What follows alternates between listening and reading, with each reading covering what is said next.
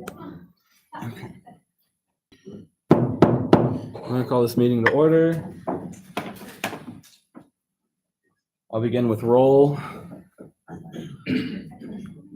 Senator Colchimero. Present. Senator Demisay. Senator Dantzler. Here. Senator Burgess. Here. Senator Meekum. Here. Senator Chen. Senator Adams. Here. Senator Fryer.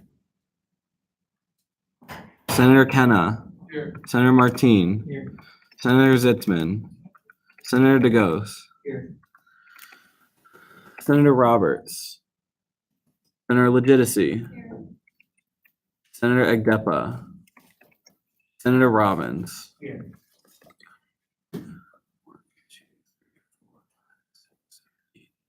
10, 11. Okay, quorum is met.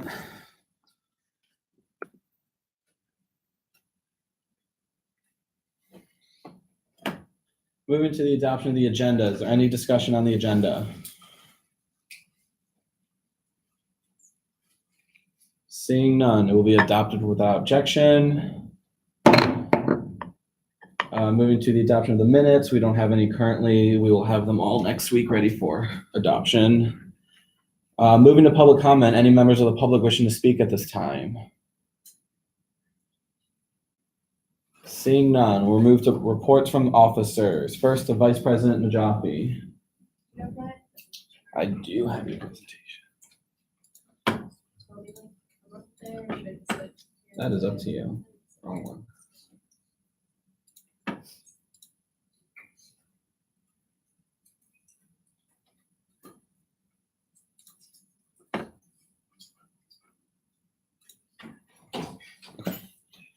Hey everyone, welcome back. First Senate meeting, so that's exciting. Hi Leila. Hi Donya. So basically, I'm just gonna go over like what we've been working on since the school year started and things that are to come this week. And so, for those of you who know, last year when I ran, something that I was really passionate about was bringing back the programming breakfast. That's every month, the first Wednesday of every month at 8:30. If anyone's interested in attending. And it's kind of just to allow a space for collaboration over like different programming initiatives and things of that sort. And so you can kind of just get to know what's happening on campus with other people's organizations. And we just had our first one last week, and we had about 30 people RSVP, 25 in the room, and that was really exciting. Got all good feedback. People kind of said the same thing that I said when I was excited about it. It's like, oh, like this is the hope for this programming breakfast, collaboration, things of that sort. And they just said the same things too, that they were happy to hear what was happening in the room and just received all good feedback. So that was really exciting. And the next one is the first week of October on Wednesday. So let me know if you're interested in attending. Okay, so here's some pictures I took. So during welcoming WI, Seb, and I know there's Giselle and Joshua. But yeah, WI held an event with HPAC, the Health Promotion Advocacy Center, and supported this organization called Badges Team, which started by a woman in Planned Parenthood. And pretty much she's just going around and like educating people on information regarding sex and protection. And it was kind of like a fun way to interact and have these conversations about things that people typically don't talk about, but are really useful to know, especially in college. And so there were about like 50 people in the room, and WI co-sponsored it, and we got really good turnout, and everyone had a really good time. Giselle was there, Joshua, a few others, Belle, Alex. And so yeah, that was a great event, and we received a lot of good feedback for that. So that was a success.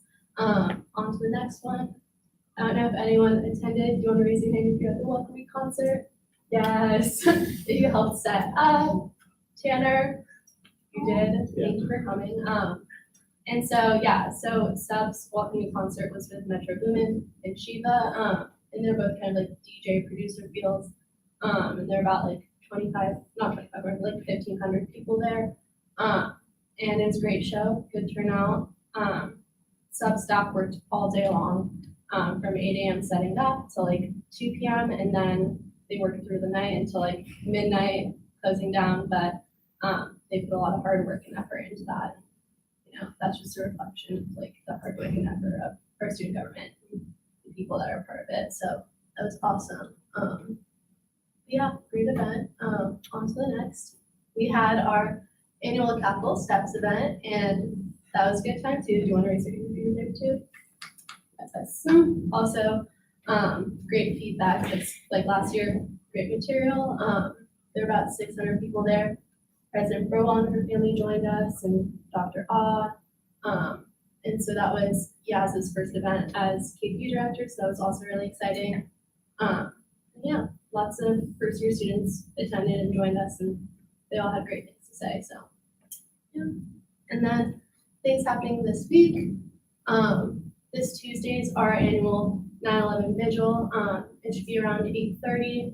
And we're going to be doing that in collaboration with KPU and several other organizations on campus, including AUCRs, AUDEMS, Young Americans for Freedom, Young Americans for Liberty, the Network of Enlightened Women, and Trouble in Paradise. So it should be a really good event. And it's awesome that we're like working with so many other organizations on campus to do it.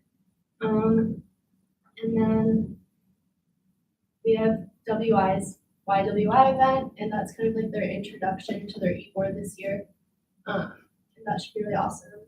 Good people, good company, food, and music. So you should definitely come join us. And then this week is also KPU's third installment of the Hill Newsmaker series, which they started last year with SPA and The Hill. And so they'll have 2 congressmen joining them. And that's going to be Peter King and Henry Solar. He's a Democrat from Texas, but yeah, it should be a great event. Definitely come by. It's going to be at WCL, so looking forward to that. And that's about it. That's it. Yeah. All right.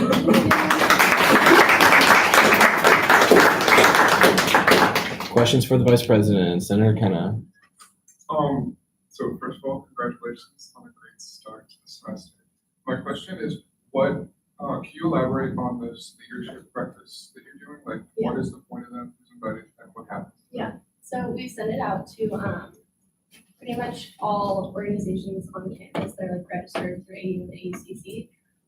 And then we send it out to media board, kind of just to provide them an opportunity to come interact with people who are hosting these events and kind of ask questions and see what's happening and if there's any way that they can kind of put out that information for other students too. And then we shared it with school and event planners and different administration officials, kind of just to allow a space for people to talk about these things, because kind of something we've seen a lot recently is that like there's so many organizations that have similar purposes or like a similar mission and like want to do certain kinds of events that other organizations want to do too.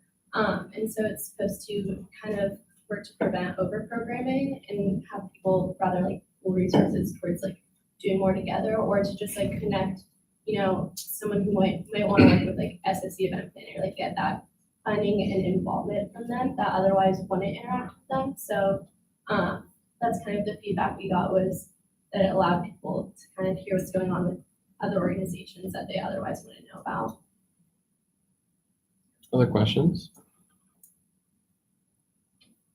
Seeing none. All right, thank you. Moving on to Comptroller Gladden. Hi everyone, my name is Giselle Gladden and I'm the comptroller for SG. I just wanted to go over some of the things that I've been working on. Pretty much I've been looking at what has been in place from last year with Christine's role and trying to really understand like what my role should be in this position. And so right now I've been working with Bethany and our advisor Ayana and AUCC just to figure out like what we should do when it comes to finances for our student orgs on campus.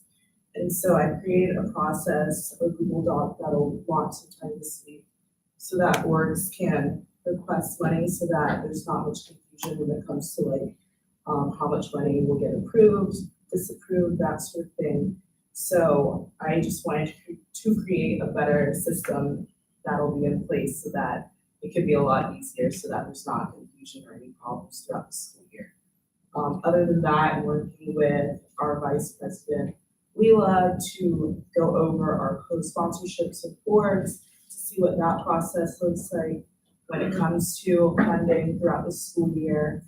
Overall, like we were planning meetings for the coming semesters so that we could hash out like what our requirements are for our funding.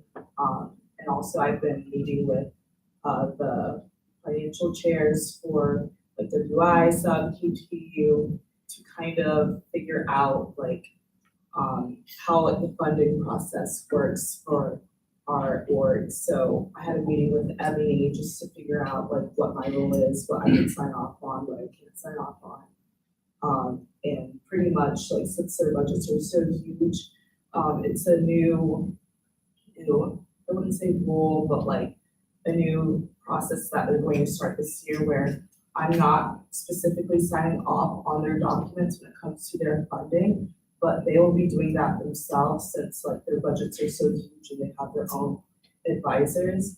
But specifically, I'll be working with like multicultural orgs, just other groups on campus, but I will be overseeing the external process to make sure that like we're on track with the budget and that we don't go overboard or go above the budget when it comes to programming throughout the year.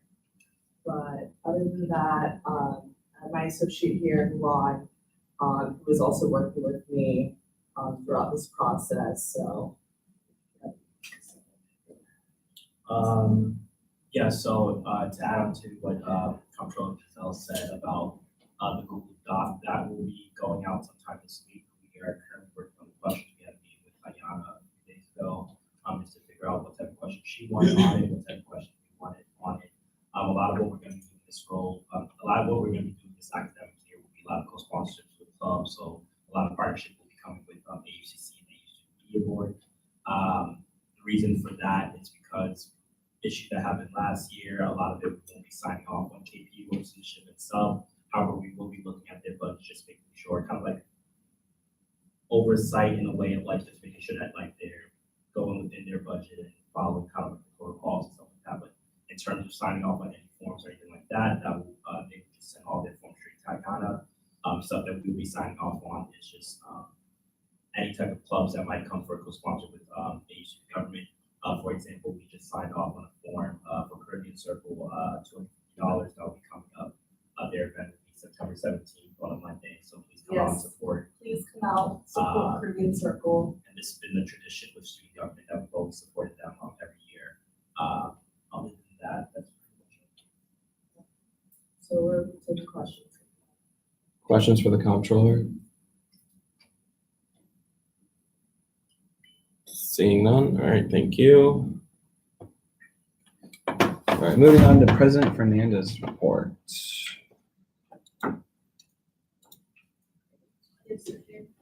Hi everyone. For those of you that don't know me, my name is Valentina. You can call me Val if you want. I hope all your summers went really well. I spent half my summer stuck in the SG office for hours until really late at night, and then half of my summer at Carnegie Mellon studying economics and public policy. So I kind of just, we can go to the next slide. So sort of going around the early stages and kind of what we've been able to do so far internally and externally. So a lot of the internal process was, I ran a platform, you guys all saw that, we're following that. So it was creating milestones for them. As of right now, we've reached all the milestones that we're supposed to reach to get where we want to be by the end of the semester and by the end of the school year. So stay tuned for a lot of exciting news. We also developed clear expectations for my team, at least, for the president's cabinet, just what does presenting to Senate look like? What is our streamlined mode of communication going to be throughout the semester? What upcoming projects need to be had, and what are the milestones for individual directors? Alex and myself had the opportunity to attend the FCLC Student Government Conference. So it was all student government presidents from across the states, and we had both policy discussions on things like college affordability, diversity, equity, and inclusion, understanding what different college campuses are doing, and also some like harder skills such as like tracking emails and like tracking better engaging social media content, how to like better video develop, which is why student activities and Dr. Ah suggested that Alex came with me because it had that communications piece, crisis communications, things like that. In the past, it's always been this outgoing student government and the incoming student government president that go together. But for reasons that you all know, that was not feasible last year. We also had our e-board retreat with Ayana. It was just a one-day, full-day thing. We talked about our goals as an e-board, how we're going to check in and hold each other accountable a bit, and what expectations are. We finished hiring my team. So from last time that we all spoke in the spring, the newest addition is Tia Jackson, who is going to be the Director of Academic Excellence. And I'll go into detail about the work that she's doing a little bit later. We also, myself, the Graduate Leadership Council President and the Student Bar Association President, reviewed and interviewed student trustee-elect candidates. We submitted our 2 suggestions to the Board of Trustees. One of them was an undergraduate student, one of them was a law school student.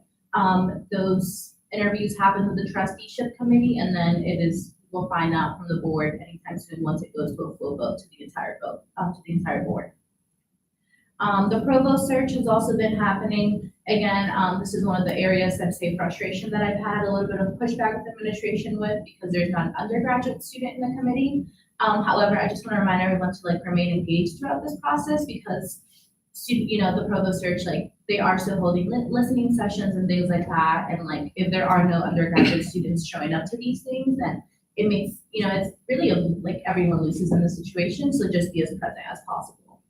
I know everyone from my team, from the president's team, showed up to the last event. Maddie was there, Raphael, Tia, Sarem, and we all gave very different perspectives, and they had a lot to offer. And I also made sure that they let us know if they were going to give the opportunity for students to interview the top 2 finalists when they come to campus. As you know, student government president gives a bunch of speeches, so I've been doing that as well. I've been doing some alumni engagement as well, pairing a lot with the Office of Multicultural Alumni Relationships, bridging the gap between a lot of our cultural organizations and a lot of the alumni that want to be engaged, but don't necessarily know how to. For example, like our alumni association was planning the same exact event that LASSO plans every year for Hispanic Heritage Month. So I brought those 2 groups together, and now they're going to find ways to collaborate. There's a lot more details in there as well. My office hours are posted on the AUSG website, thanks to Alex. So honestly, like I'm probably there more than the hours say. If not, like I'm in the bridge or something like that. So please do stop by if you have questions. Over the summer, I had over 20 meetings with stakeholders and campus partners. This includes all the way from President Burwell, that the 3 of us had the opportunity to attend, to deans, OCL, campus directors, CDI, everything. And of course, like a limited amount of students, because not a lot of students are working under org work during the summer. If they're here, they're interning, things like that. But I did have a chance to Skype, phone call a couple of student leaders, especially for affinity group student organizations, because I'm really trying to be intentional about the way that relationship unfolds this year. We've also gained some student representation in university committees. I'll talk about a couple of them later on, because Tia and Sarem will be sitting in a couple of them, as well as Raphael. And then, as you all know, I'm still searching for a few more that I sent out the email to #AUSG. I've received applications for some of you in the room, and you should be hearing back sometime next week. I've also started sending out a monthly letter to affinity organizations on campus, and this is a pretty casual thing. Right now, organizations have received around 3. The first one was an introduction from myself, what my goals are for this year, how we can collaborate. The second one was from Raphael, explaining his role, his goals for the year, and how they can collaborate and get together. And then the third one was more of a general update on events that we were putting on that week, ways to remain engaged, updates on the multicultural office room, since it did move to the 2nd floor of MGC now, and things like that. So it's just trying to keep in that line of communication. And of course, that's just the beginning. I'm pending more from Alex we're having a meeting this week to discuss what are some ways that we can not only provide updates, but actually make it a more collaborative process. Because that's a lot of the concerns we hear. I'm not a fan of taking credit for work I don't do, so I want to go ahead and introduce a little bit of the work that my team has been doing. Madison, I'm sure most of you have met her, and if you haven't, she'll be reaching out to you regardless to meet. But she's our chief of staff, and she's my chief of staff, and literally like what she has done is just managing the entire team. You'll see her every Sunday. She already talked to Trevor, so because she's involved in another student organization as well that meets at the same time, she'll show up to CRP and then show up towards the end of Senate meetings. So not the full Senate meetings, but she will be here at CRP. She's leading all of my team is meeting bi-weekly and then weekly, one-on-ones, and then whole team cabinet meetings. She's just kind of the catch-it-all of like anything that's not falling in my hands is falling in hers. So I'd appreciate in the future as well, if you're contacting me, you also make sure to CC Maddie. That would just make things a lot smoother. So Case, as you all have probably noticed, they've had a little bit of a slower rollout this year, but I think that's pretty intentional. They're really taking the time to look at their internal structure to make sure that it's sustainable. I think it's one thing to be like short and flashy at the beginning, but then have an organization that's gonna not necessarily be serving students the best 3 years down the line. So that's what they're focusing on. They're meeting with Ayana this week to continue coordinating training. We've had a lot of concerns with campus partners that they weren't really sure how well equipped and trained case advocates were. So that's something we're focusing on for this semester, even if it means a slower pull out, because like quality over quantity really. Currently in the last stage of reviewing applicants to staff, they received a lot of applications and they're doing that. And they're also going to have their nominees for confirmation next week for like their leadership. So stay tuned for that. They still need an ROTC chief advocate. So I'll keep you all updated of that. And I'll also bring up an update on event that's coming up. So that's Case. Diversity, equity, and inclusion. So Rafael Cestero, he's our DI director this year. He currently has an open application, actually just closed Friday, for a deputy director. We've received a couple applications for open to freshmen, everything like that. But he's really been working. I think there's the hard like tangible things and then the softer things. So like the hard tangible things. So we had the DEI AUSG affinity group mixer at the beginning of the semester. So that was right after welcome week. Over 150 students attended, so it was great turnout.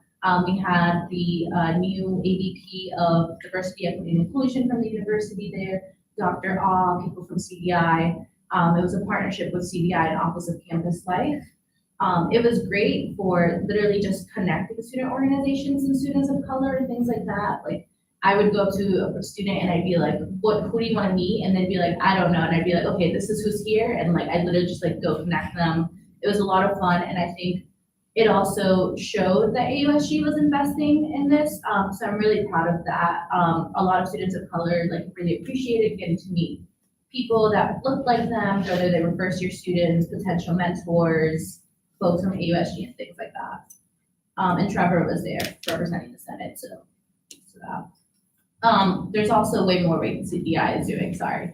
So they're sitting on the advisory board committee to the Inclusive Excellence Plan.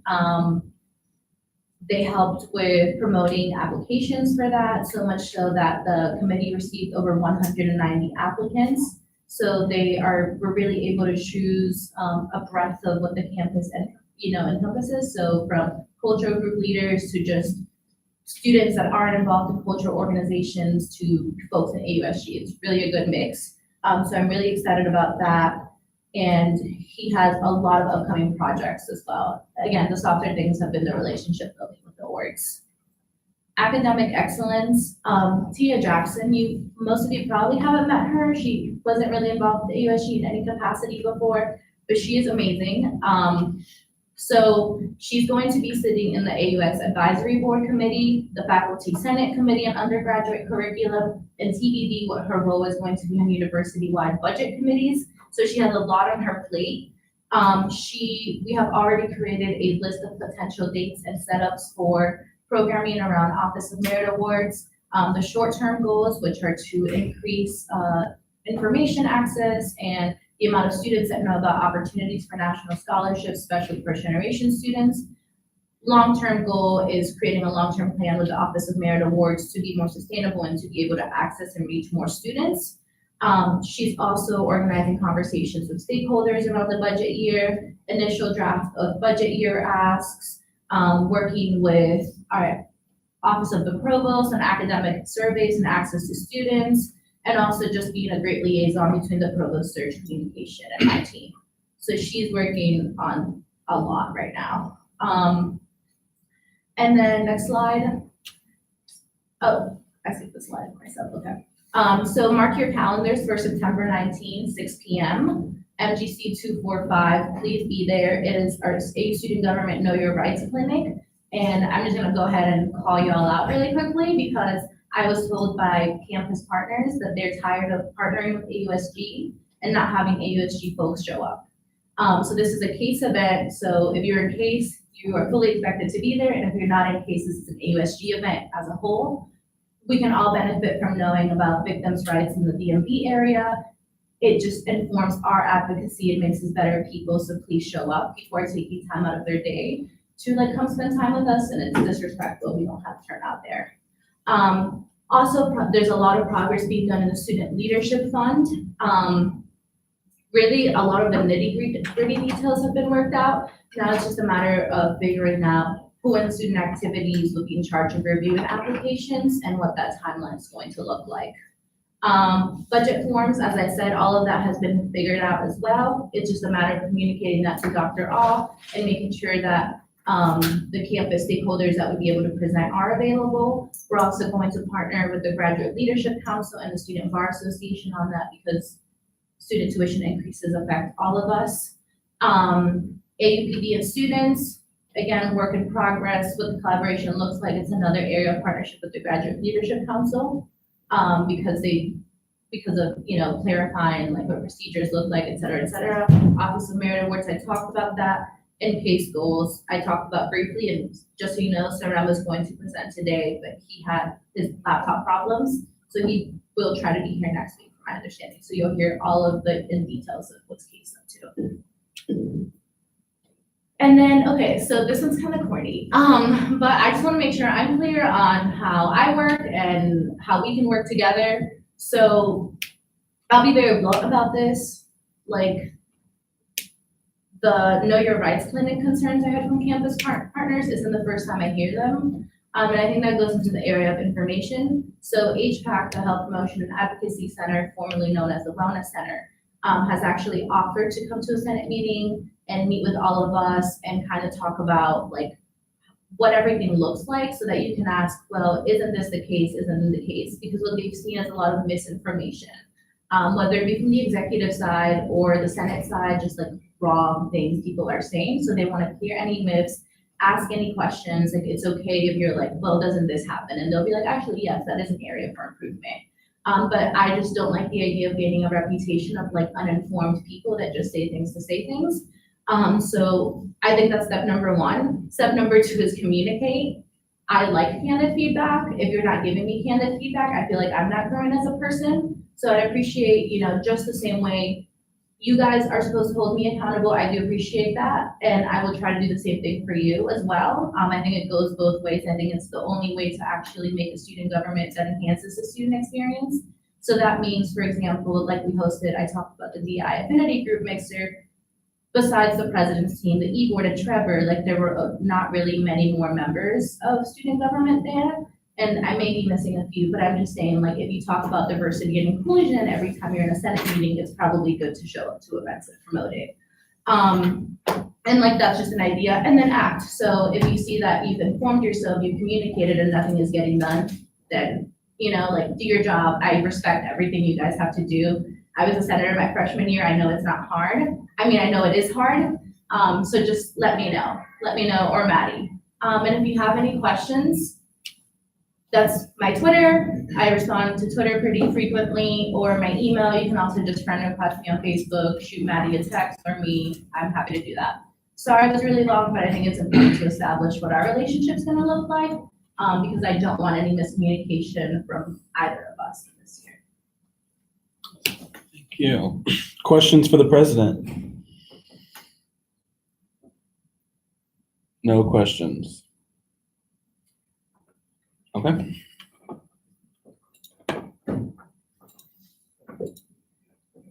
My reports. Okay, well, welcome back, everyone. Thank you for sticking around for the remaining of the 13th session. Office hours will start this week, and I'll send out a doodle poll later tonight for you to sign up for those.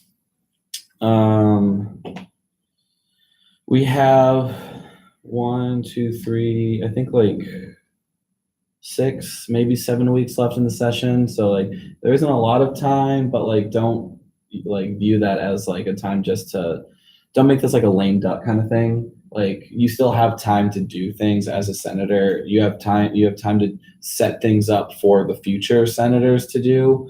And so like really, if you want to start a process and then like set it up for the future Senate to take advantage of, do that. I highly encourage it because we want that turnover, we want that continuation, and we know that a lot of the policy things that we work on take more than just one session of the Senate. So really think about like what else you want to work on or finish out whatever platforms or goals that you ran on last year, because there's still time to do that. I'll be in contact with Eamon about the election cycle, which I'm assuming the elections will probably be the week before Halloween, sometime around that, the end of October. As you can see, like we don't have, I think we have 16 senators currently on the roster. Applications are online, so if you have anyone that is interested in sort of, getting their feet wet and interested in like at least fulfilling the rest of the term, like I said, there's plenty of time to do that. Encourage them to apply.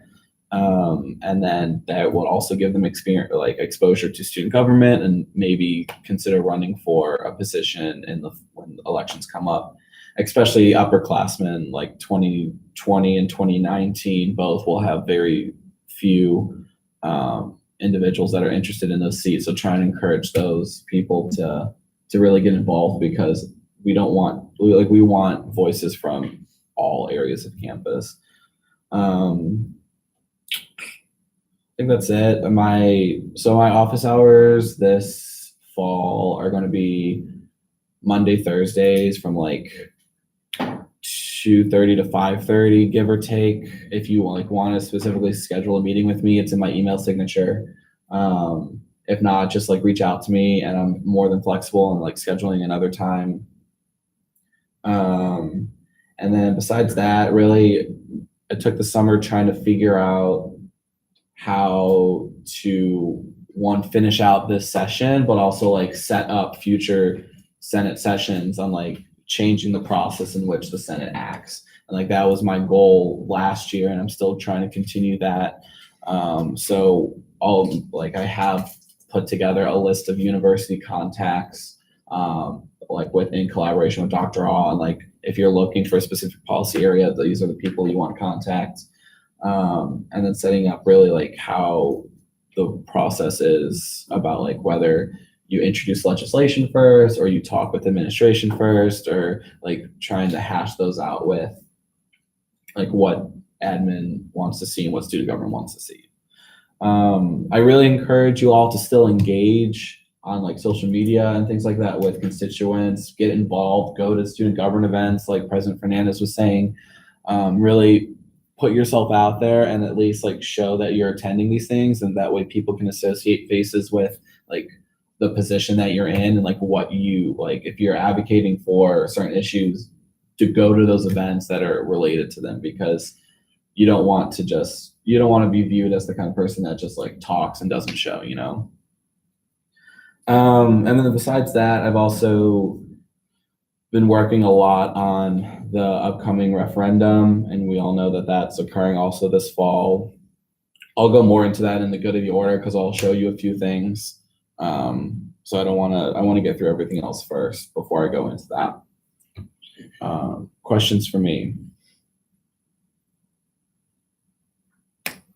Cool.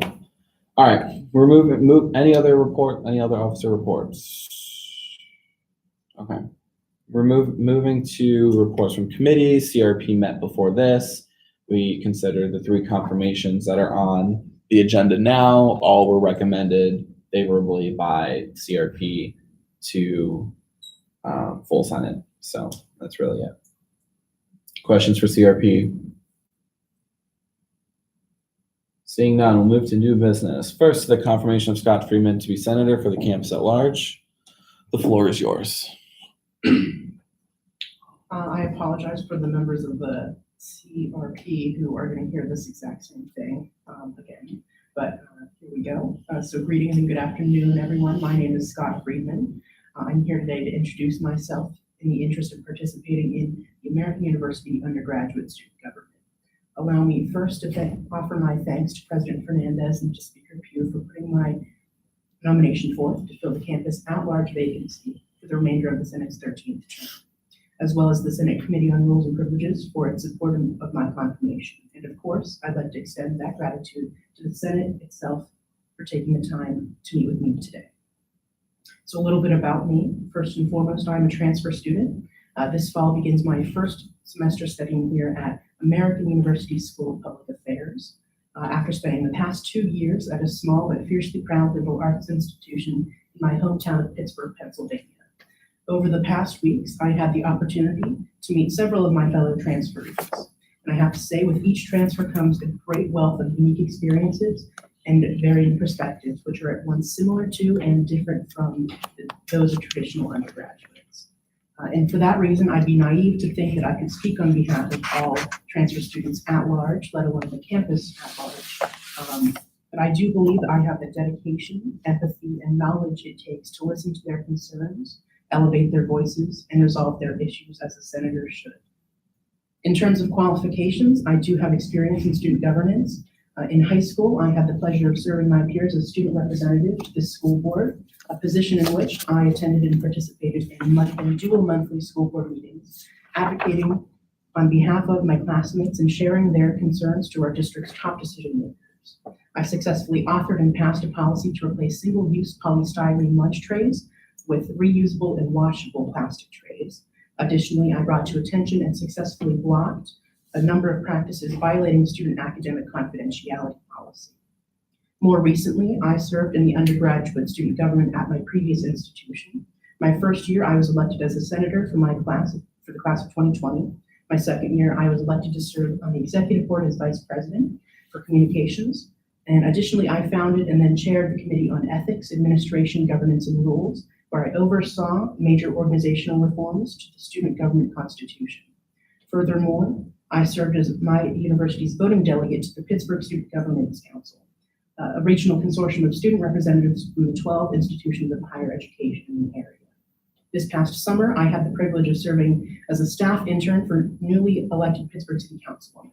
While fighting to ensure my neighbors' clean air and pure water, rights guaranteed in the Constitution of the Commonwealth of Pennsylvania, I assisted in crafting proclamations, resolutions, and city ordinances later passed by council.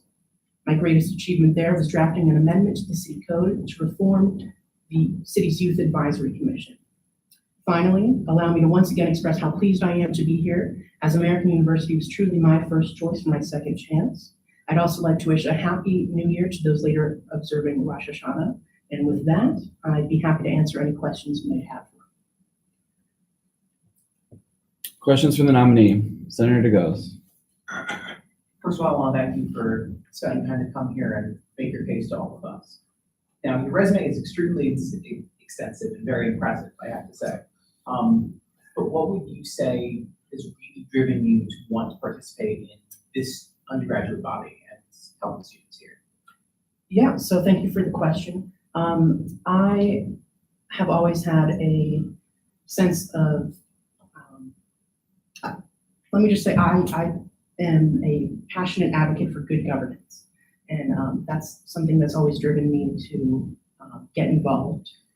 I believe that the government works best when the best work for the government. And so, not to say that I'm the best, but I think that I have a lot to offer. And in this case, I think I do, that statement is still true in the case of the student center. Senator Robbins? Well, first I just want to say, I don't know what I'm more impressed with, your resume or your Mr. Rogers sweater vest. But I just want to ask, you mentioned you're a transfer student.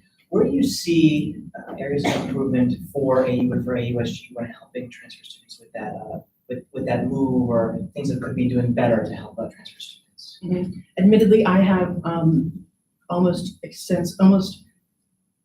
universally only been speaking to transfer students just because of I've only been able to get to know a few people since I've been here. But from what I've heard so far is that a lot of people have concerns about credit matriculation as well as articulation, and that's something that I'd like to take a look at. I did read the student senate or the Constitution and the bylaws, but I'm not clear specifically on how much influence this organization has over academic policy, but I'd like to take a look at what we can do about helping our transferees get their credits to transfer. Other questions?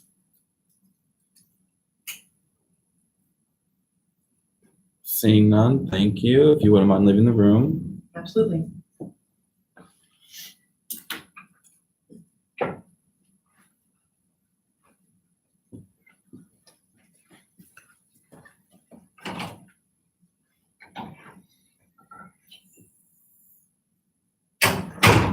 Discussion on the nominee. Senator Robbins? Well, I don't know about you all, but I'm very impressed. And he has I think he brings a very unique and important perspective. I think one that we don't overlook, which is transfer students. Love the sweater vest, hope it's a staple of his. If nobody has anything else to say, I'd like to move to accept his nomination unanimously. Is there a second? I hear a second. Is there any objection to unanimously confirming Mr. Friedman to be senator for the campus at large? Hearing none, he is confirmed. Thank you.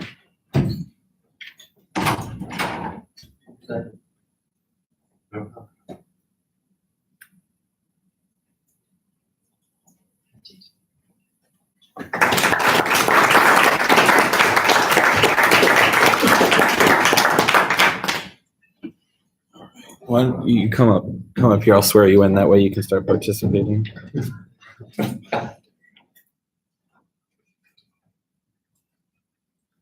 right, please raise your right hand and repeat after me. I state your name, do solemnly swear I, Scott Friedman, do solemnly swear that I will diligently and faithfully that I will diligently and faithfully execute the duties and responsibilities execute the duties and responsibilities of the office of Senator for the campus at large, of the office of Senator for the campus at large, that I will abide by the governing documents that I will abide by the governing documents of the student government, of the student government, and that I will work to my fullest abilities and I will work to my fullest abilities to promote the interest and welfare to promote the interest and welfare of the students of American University. of the students of American University. Congratulations. Thank you.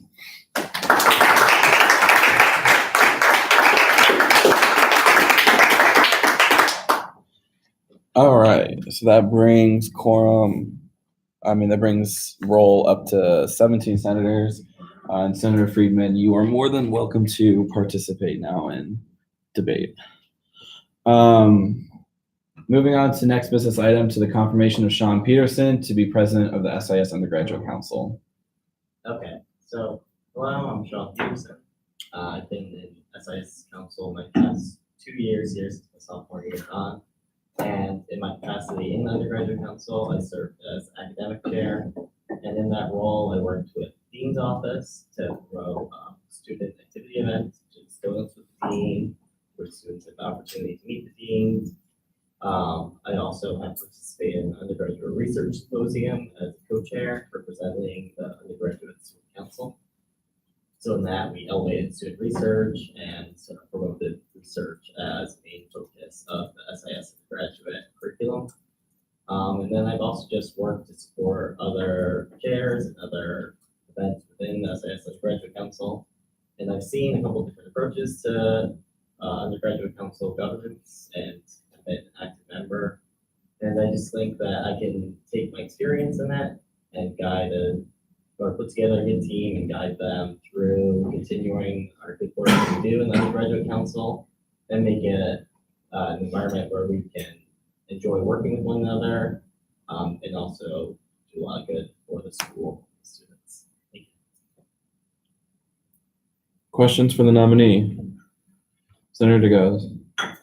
Thank you for your interest in this body and wanting to help your school community. I was curious how you saw what your relationship would be as president of the SIS Graduate Council with the rest of student government and the Senate in particular in terms of implementing an agenda or ideas that you might have. I've seen and I kind of view our role as kind of serving as the liaison between the dean's office and SIS for the undergraduate students and I guess student government as well. And I think that really comes down to a lot of when our programming events are happening, making sure that we work with the student government and then the other organizations across the American University student associations, just to make sure that we are promoting each other's events, we're working together as a team. I know we have Leela here to work with, and she said that with the student councils, we can kind of support each other as well and try and build some more partnerships so we can continue to have more successful events in our outreach. Senator Kenna. Hi, like Jacob said, thank you for your interest in this position. I have a two-part question for you. So the first would be, in your experience with the undergraduate council already, have you identified any problems with the way that it's operated that you perhaps want to rectify as president? Like doing things differently? And it's fine, the answer is no. And the other question is, do you have any specific goals or visions for your term as president? Yeah, I would say that one major problem I've seen as like a common trend is trying to take on like larger scale events. Like we've had a couple times trying to bring in like, big speakers. Like we were trying to bring in Mayor Bowser, I think my sophomore year, and that just proved to be such a big project beyond the capacity of the undergraduate council that it kind of was a distraction of time and resources for the council.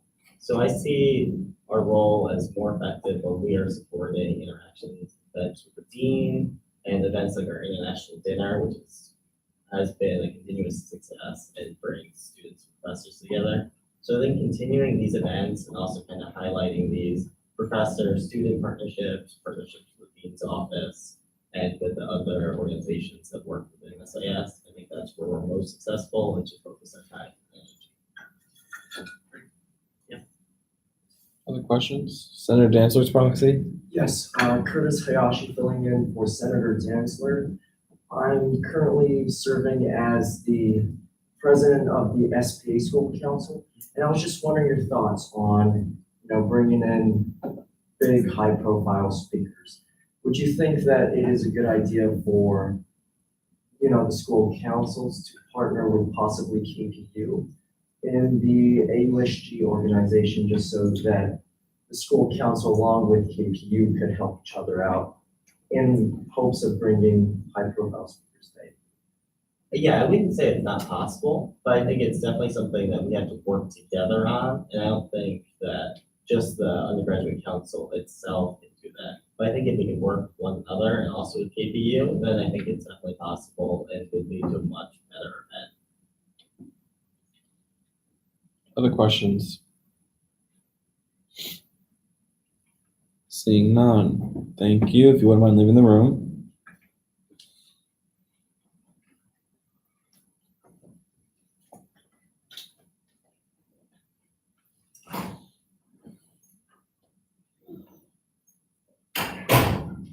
All right, discussion on the nominee, Senator Zitzman. So, Sean is in my German class, so in addition to being a good SAS council president, he speaks German well. And I also, and I move to approve his nomination by unanimous consent. Is there a second? Is there any objection? Hearing none, he is confirmed.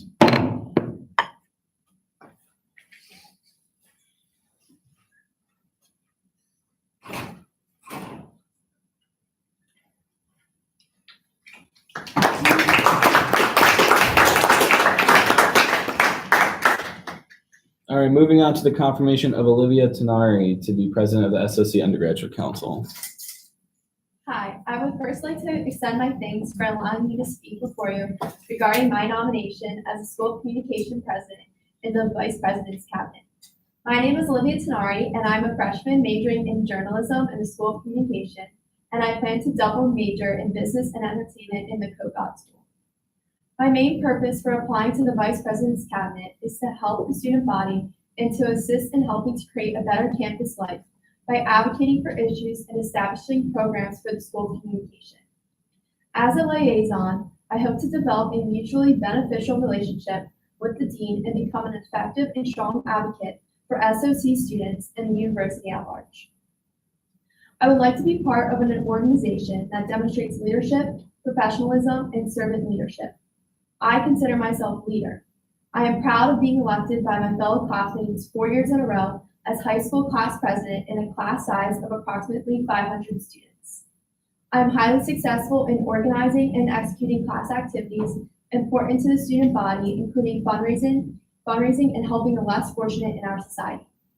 My peers see me as a strong yet compassionate leader, and this has demonstrated my passion for leadership and respect for my fellow students. Leaders who are authentic and trusted because they are unwavering, especially faced with the challenges of popular opinion. As president of the Interact Club and Student Council, I've led significant community service projects, some of which include the organization of an annual dance for students with disabilities, helping foster children celebrate holidays with an annual party at school, visiting, playing, and reading to less fortunate children in Camden, New Jersey, and fundraising for the Unify for Uganda charity Works for Children. I was also appointed by the school principal to be the student council representative for the Board of Education, wherein I met monthly with school administrators and teachers to discuss student and school issues and solutions and problems facing the school. In turn, I was honored with the Student Representative Leadership and Academic Award by the Board of Education. Finally, I want to attend college for more than just what the classroom has to offer. I want to immerse myself with my peers who share my passions. I want to explore and be curious, and most of all, I want to develop my ideas so that they become reality, pursue graduate studies, and make a significant contribution to society as a global citizen. Thank you. All right, thank you. Questions for the nominee? Senator DeGoes. As a field nominee, thank you so much for showing interest in this organization and wanting to give back to your school and your school community. So one of the big challenges with a lot of the class councils is that they often are very limited in what they're able to do with their effectiveness. And it seems to be a lot of great big ideas, which is fantastic. It's good to have so much vision as a leader in that area. But how would you handle a situation in which a big project that you put a lot of time and effort into suddenly seems to become less viable or hit a major roadblock halfway through its implementation? Based on my past as being class president at my high school, I hit a lot of roadblocks with things I just want to go through. Like I would try and get a speaker and the speaker would fall through, but then I would overlook that and I would continue to form a team with my other officers. We would come together and we would kind of just forget the past and keep moving on. And I'm a determined person that I would keep moving on to reach that end goal of getting to advocate for students and to get organizations. Senator Robbins. Yeah, thank you so much for being here. Just two questions. What are some ideas that you have for the SOC? And could you potentially just tell me, what's a problem that you kind of see that you really like to tackle or try to tackle as SOC president? So when applying to American University, SOC obviously stood out to me. It's a great school, and for what I want to do, it really is a great school. So anyway, for SOC, I want to have fundraisers and raise money for the school, maybe in order to get new equipment for ATP news or stuff like that. I just joined actually news the other day, so I don't know much about it yet, but I'm only a freshman and I want to learn and discover more. And I'm really good with fundraising and having a Chipotle fundraiser or something like that to raise money. And I really want to advocate for the students by getting speakers here to the school and showing them like what they can do for the future here at American. What's like a problem that you see that you'd like to try and tackle? The problem I see is maybe for SFC is maybe we should have some more inclusivity and for the students to like come together. One thought. Other questions? Senator Dancer's proxy? Hi, Olivia. So I was just wondering, so in the Constitution of AUSG, Article 11, Classic School Councils, subsection 2, School Councils, states that the school council shall serve the purpose of unifying and advocating for the undergraduate members of the respective schools. Functions of the financial accounts of the city government shall be the prerogative of the undergraduate senate. So also I'd like to extend a question out to our Vice President, Leland Jaffe, about the question of fundraising for school council, since, you know, as Senator DeGose has stated, the scope of class and school councils here at American University can be very limited and vague. So I was wondering if the Vice President or Senator DeGose has anything to add on this. And also, Olivia, the question for you would be, what's one thing you would like to accomplish by the end of your term? Something I would like to accomplish is get a really good speaker to SOC. And I feel as if I can reach out. I have some connections. My dad knows Tom Sorowski is like the ABC, he was the ABC producer, and he went to college with him, and I feel as if I can work my way and try and get the cost. And then was your question for me just more about fundraising? About the question of fundraising and whether or not the class councils and school councils have the ability to do so. Yeah, no, that's definitely like something I tried to touch on in our last meeting. But yeah, it is the prerogative of the Senate to make your budget, and unfortunately, there is no budget for school and class councils. And in the past, if there was one, it was limited to maybe like $200. So it has always been limited. So it has been kind of in the hands of each school and class council how much they want to fundraise and how they can do that to get what they want accomplished, whether it be co-sponsoring with a different group or like with the school. And so like in SPA, you can always go to the dean's office and be like, here's an event I'd like to have with you guys. Don't just with the dean. How can you chip in? Like, how can we work to make that happen? And that's something that at times they'll be very like welcoming of, and they'll be like, yes, like we're willing to do that, or you know, you have to meet us halfway, and like we'll work to get you funding on either the AUSG side or through another organization if you want to partner with them. So yeah, it's definitely like down to every individual case. But like we can always try to master up the things necessary. Question and answering period has ended.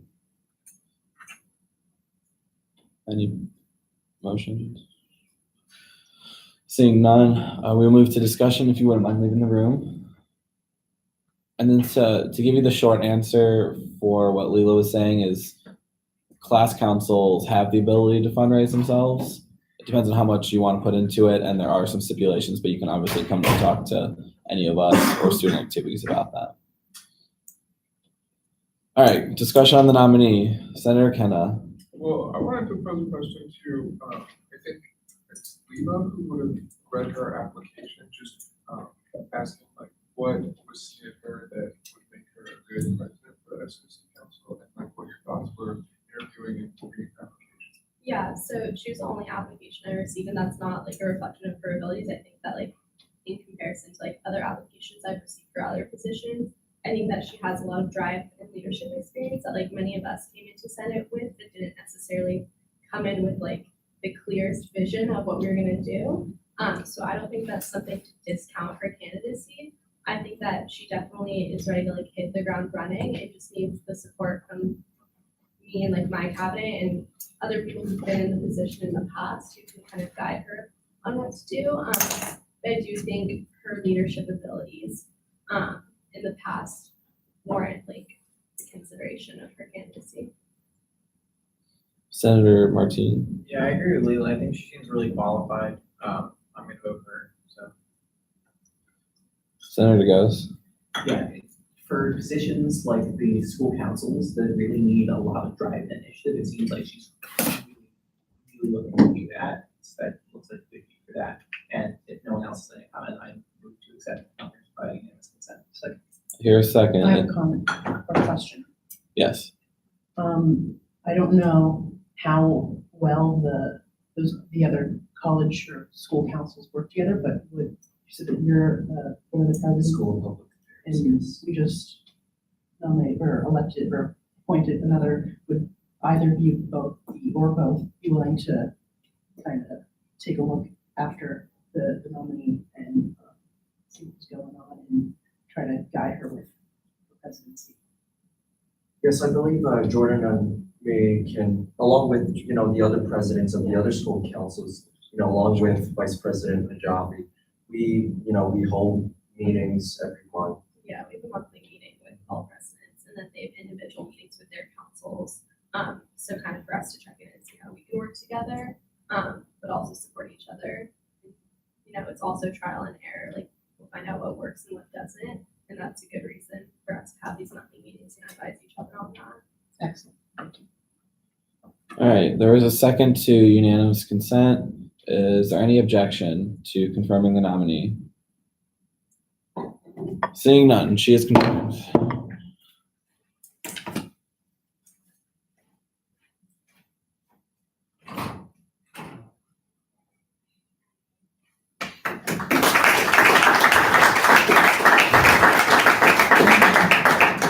Okay, I'm gonna have you two join me down here and swear you in.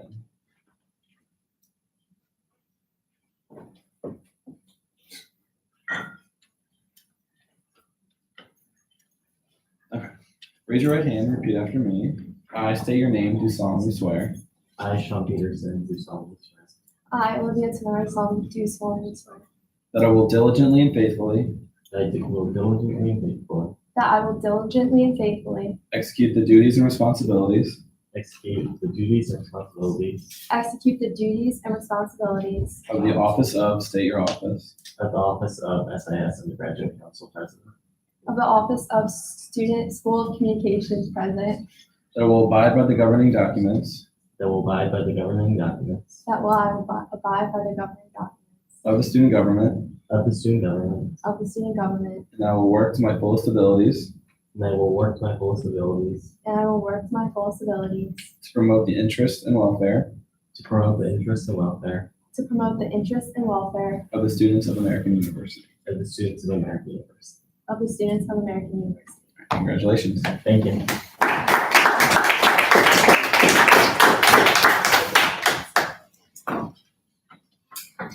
All right. Moving on to our next business item, Bill 1718-039. Would the sponsor like to speak on the bill? It's pretty easy. The bylaws right now limit the procedure for speaker selection in the Senate. And this bill allows the Senate to get more time if it wants to. Questions for the sponsor? Senator Kenna. My question is like, why do you think it was necessary to increase the speaking time by 3 minutes? Like, when most of our other speaking times are about 12 minutes for nominations and things like that, so, like, what is the thought process behind this increase? Yeah, so for the speaking time, it's kind of a balance. When we have our normal speaking time of 4 minutes, that can be extended. And this couldn't, as it was set. But I was, on the other hand, with the 7 minute speaking time and then with the extensions of debate by 5 minutes at a time, I was trying to make it so that people don't just like keep extending it like infinitely. Because that happens a lot when we have like substantive discussions and they get kind of like stale and repetitive. So I'm trying to give the Senate more time, but also make sure that it doesn't like just out of courtesy give somebody unlimited time to ramble on. because that happens every once in a while. Other questions?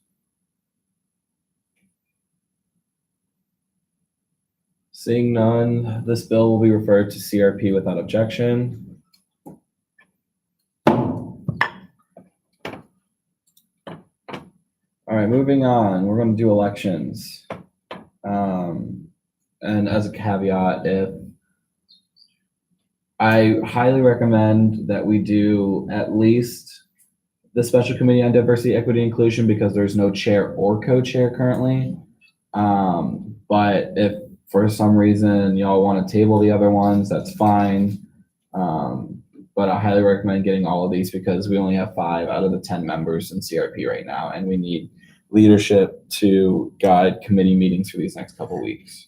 Senator Kenna? I have a question for you, which is, are all of the members of the Senate here? Like, who that hasn't resigned is not here? I think we're missing 6 members. Senator Burgess just walked out, but he's co-chair. He's co-chair of. Finance. Yeah. Senator Fryer just walked out. Dancer's not here. Demasay, Burke, Agdepa. I think that's. Did Angela resign? Yeah, she's not. She's still here, so she's not, but she's not here. She's in the Senate, but not here. But she's still chair of CSRS. All right. Yes. How do these work?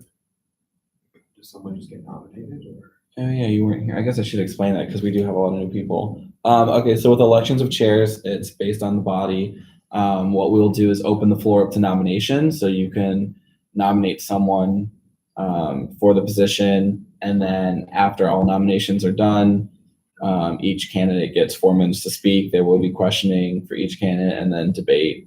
And then after that, we'll vote by secret ballot. Sound good? The person in question is not present. Can they not vote? No, they can, as long as they're not. Oh no, but they have to consent to the nomination. So if the body will allow a digital consent for someone who's not here, I will accept that. But that's up to the body. Senator Robbins? Does that digital consent need to happen, like in the moment that they're nominated? Because if we can't get in touch with that person, could it be twisted?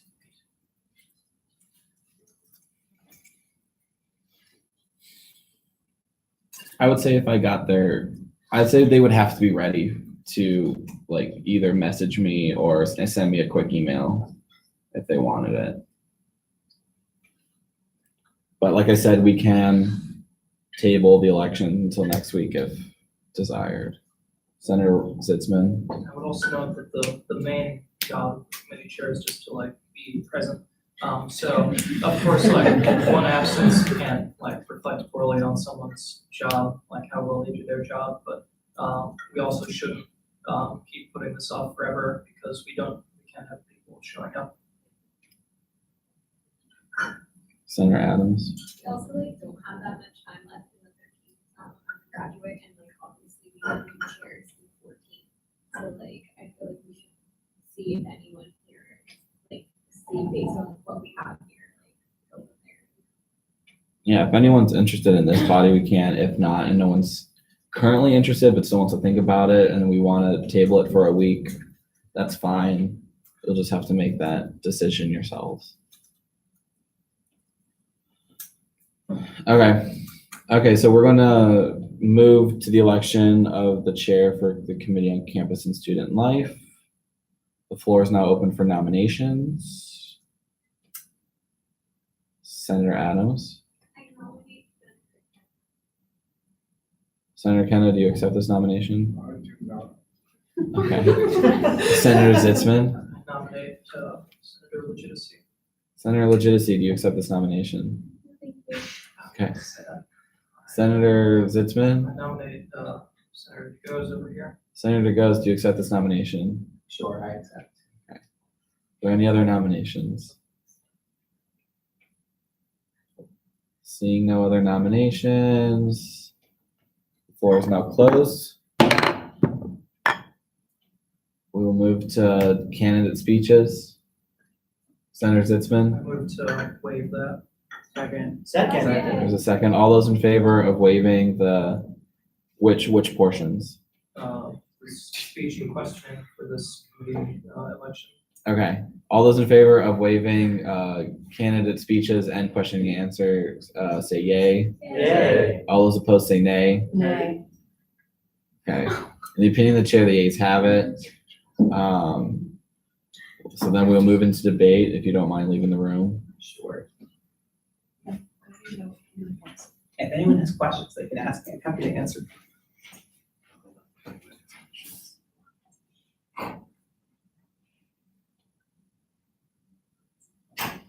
Discussion? Senator Adams? Senator DeGose is like very dedicated. I'm sure he'll be a great chair. Senator Robbins? Yeah, also just echo on what Donnie was saying. I think that the committees are really important. And that's obviously like very obvious, of course, but like we need somebody, I think, who, especially when it's campus and student life, somebody who I think is really has that forward thinking, really is able to be organized and can really foresee any problems and can also work out problems. I think Jacob is that person. I think his nomination, it's unopposed. I think he will do a fantastic job, and I know that I don't have any concerns with his nomination continuing forward. Senator Legitimacy? Really quickly, we do have a new senator, so I just wanted to see if you had questions about committees in general. Just because it was really like selfish of me at first, I didn't even realize, but it's important that you understand. Fair.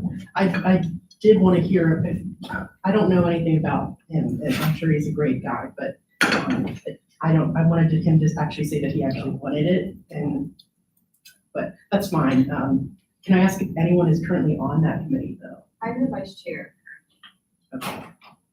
And you think you'd be a good candidate? Yeah, I do. He was our elections commissioner for the past couple of years, and that's a very difficult job, but he did it very well. He handled a lot of things coming at him from all directions. And this specific committee has to do with, like it says, campus and student life, so that involves like residence halls, dining, just on-campus experiences. And while his previous job didn't directly correlate to it, he is actively involved on campus. I think he does do a good job.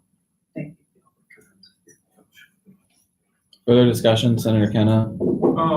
I just wanted to clarify that, despite my opposition to waiving speeches, because, I'm not opposed to candidacy, obviously. I think, Jacob would be great in this position. He's obviously involved on campus.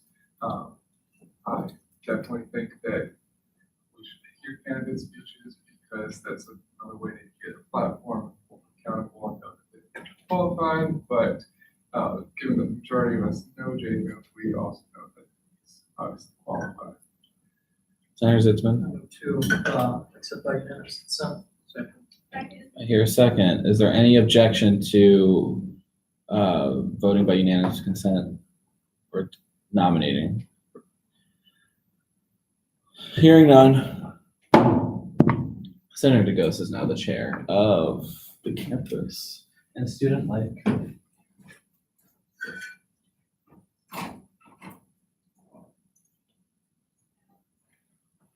Other motion.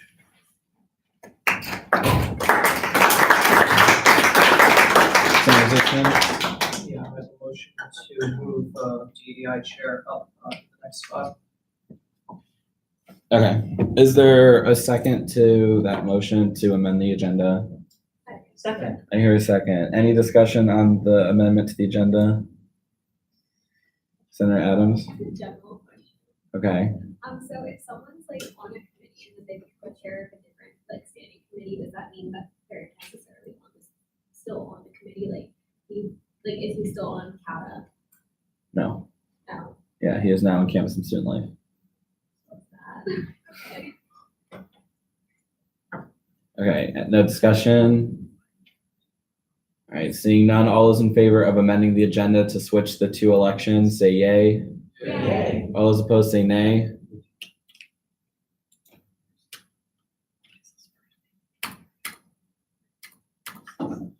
Okay. Moving to the election of the chair for the Special Committee on Diversity, Equity, and Inclusion. The floor is now open for nominations. Senator Friedman, I nominate Senator Dantzler. is there a second? Or no, do you accept? I accept. There you go. Is there a second? Second. Okay. Any other nominations? Seeing none. The floor is now closed. We'll move to candidate speeches. I'm back. I am back because I've been running around at the CDI Student of Color orientation. And that's because not only do I care about students of color as a student of color, but I care about making AU more inclusive and more diverse, and making sure that we're holding on to President Burrow's excellence plan, making sure that CDI support marginalized students, and making sure that student leaders are being present in those spaces, right? And so, as y'all know, I worked for CDI last year. I'm working for CDI again this year. And so, I feel like being in this position for a month, I'm able to bridge that divide, bridge that gap, and then also having Raphael as a roommate is easy access to helping bridge the gap between the E-Board and Senate. And so if I look at this position in this 2 months, October kind of time span, I'll make sure that I do what I can to make sure that this next Senate, this next chair has the resources, has the connections, and has what it takes to be successful. Questions? Senator wait. Senator Never. Dantzler. Hold on. No. Other questions? Senator DeCose. Thank you, of course, for wanting to play on this. What would be your main, would you have an initiative you want to focus on specifically over the next couple of months, or what would be your main focus until the upcoming elections?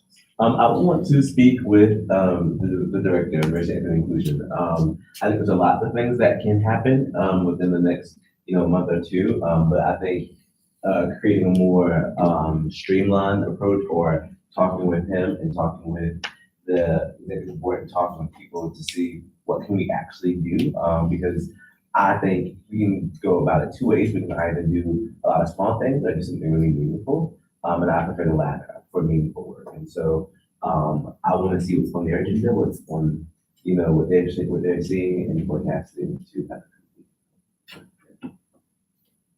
Other questions? Seeing none, thank you. If you wouldn't mind leaving the room.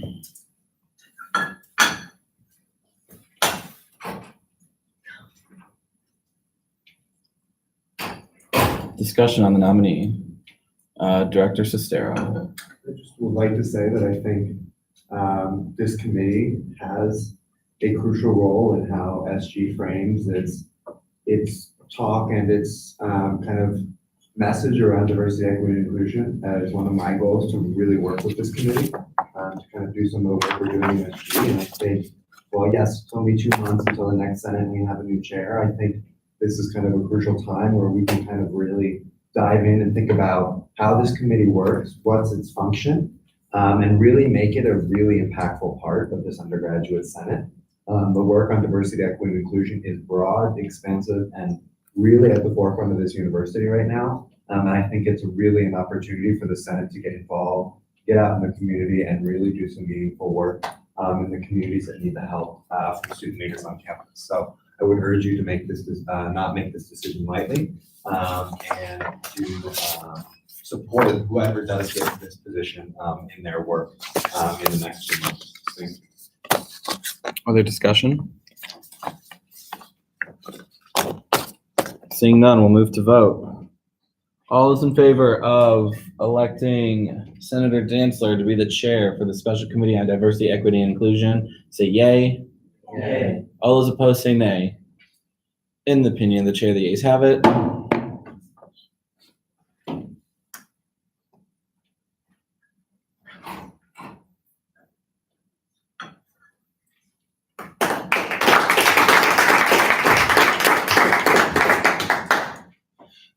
All right, moving to our next business item, to the election of the chair for the Special Committee on Finance. Are these motions? Senator Martine? Well, nomination. The floor is now open for nominations. Senator Martine, I'd like to nominate Senator Kenna. do you accept this nomination? Yes. Is there a second? What was that? Second. Okay. Of course. Other nominations? Senator Adams, do you accept this nomination? Yep. Is there a second? Second. Second is heard. Are there any other nominations? All right, seeing none, the floor is closed. We will begin by order of nominations. So Senator Kenna, you have the floor first. Do you want me to leave Trevor? Yeah, that'd be great. The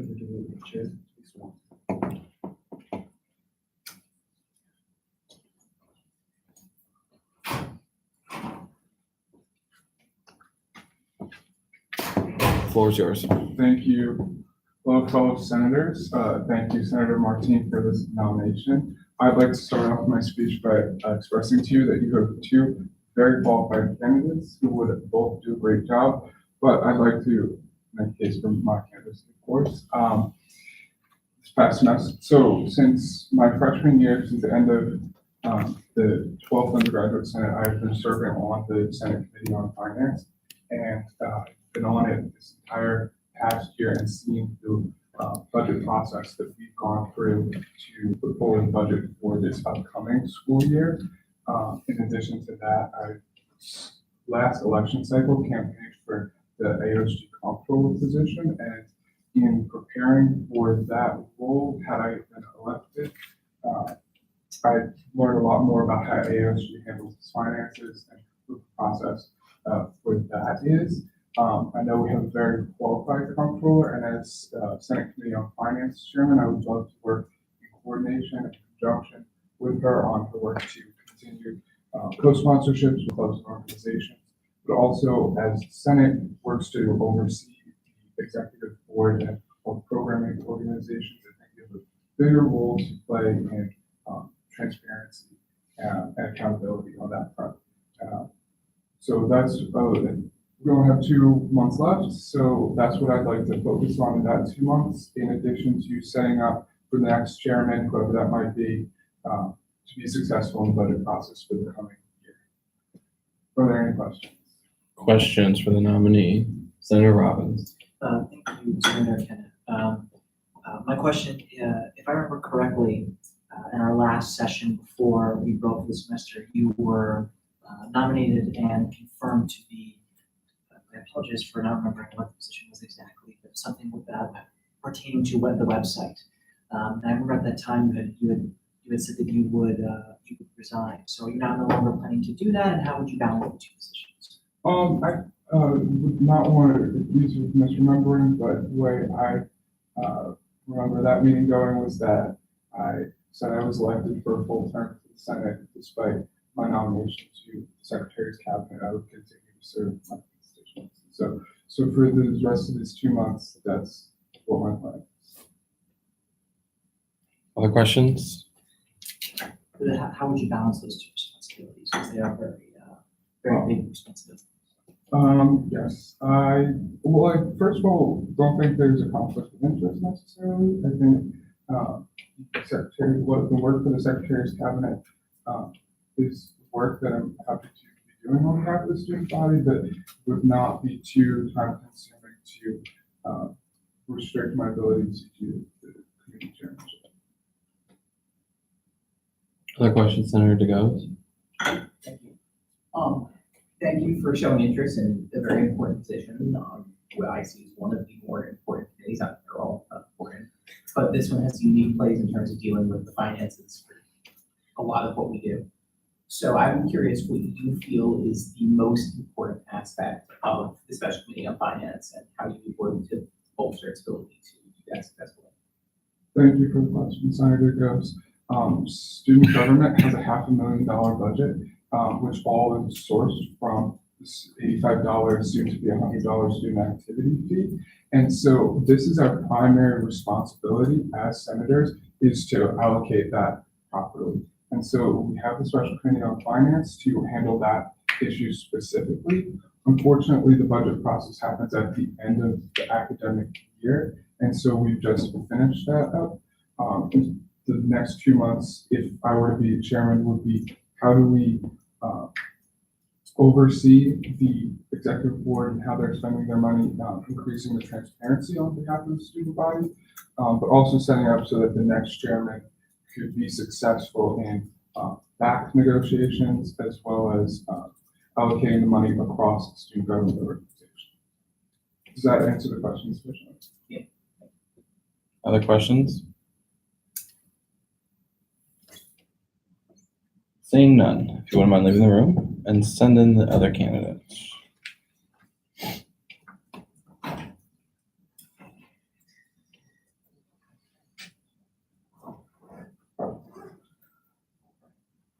The floor is yours. Thanks. Hello. So let's see. Like I said a couple minutes ago, I think that the main job of a committee chair, especially in the final 6 or 7 weeks of the session, is to show up, making sure that committee meetings happen when they're supposed to. If we have business to consider, showing up every Sunday at CRP to represent the committee. And I think you're all, through working with me, know that I always show up and do my work committed to the position. Last year, in the Finance Committee, I was the only member of the Finance Committee other than Sarem to attend every single one of our hearings when we were drafting the budget. So that demonstrates again that I show up and I'm present for the work, and also that I'm familiar with the main task ongoing of the Finance Committee is to oversee and administer the budget for this organization. And then in terms of advocacy as well, the two tasks of the Finance Committee are administration of the budget and advocacy on financial issues. The main piece of advocacy from the Finance Committee in this session was the student affordability report that we released last year. And just my part of that is that I wrote the bill that authorized it. And I believe, once again, it was only me and Sarem of members of the Finance Committee who actually wrote the parts that we were assigned to write. Sophie and I collaborated working that and refining it to get the product that we finally had, which was a report informing student government so that we can make the best choices about what policies to pursue in the area of student advocacy. And then the final piece of areas that is not entirely enveloped by the Finance Committee within student government, but it certainly touches on the responsibilities of the Finance Committee, is the upcoming student activity fee referendum. So I think that the Finance Committee and the chair of that committee need to be informed on the issue and ready to either contribute to student government's efforts on it or to work out after it's passed, how are we going to implement it if there are any details that may arise. And for my part on that, I was the sponsor originally of the referendum to get it put on the ballot, and I think I've done my part to stay involved with the campaign since then, talking to people on campus and working with the campaign that Trevor is putting together to get it passed in the fall. So overall, I think my message is that I'm familiar with the student government finance and budget system. I am present, and that will make me capable of doing the work of the Finance Committee chair. And I've already shown that I have done the effort required to have an effective and successful Finance Committee. So if there's anything else I can tell you, I look forward to your questions. Questions for the nominee. Senator DeGoes. Thank you, Senator Zitzman, for wanting to become further involved in what I was saying earlier. I consider one of the more reaching and important of the special committees. I will ask you the same question that I asked Senator Kenna. What do you consider to be the most important role specifically of Special Committee on Finance, and in the next 2 months, how would you work to bolster that? Well, it's definitely the budget, bar none. That is, this committee is essentially a committee that it revolves around the yearly budget process. And I already talked about in the past how I was heavily involved with that, and the only one who actually did every single piece of work other than surround he and I to write the budget. Now, obviously, that was accomplished when we adopted the budgets and stipends in May. Now, the only thing that may happen, depending on the peculiarities of how student activities handles our supplemental reallocations this year, is that the finance committee may have a task to do when, like, it's around a quarter of the larger budgets, like KPU and sub, they need to be supplementally reallocated this fall. It was just a quirk of how we did the budget. So the only thing I can see the finance committee doing in this fall with the budget is if there is something, there may not be on supplemental reallocation. And if there is, I think I would help the committee do its part in moving that forward. Other questions? Seeing none, if you wouldn't mind leaving the room. Thank you.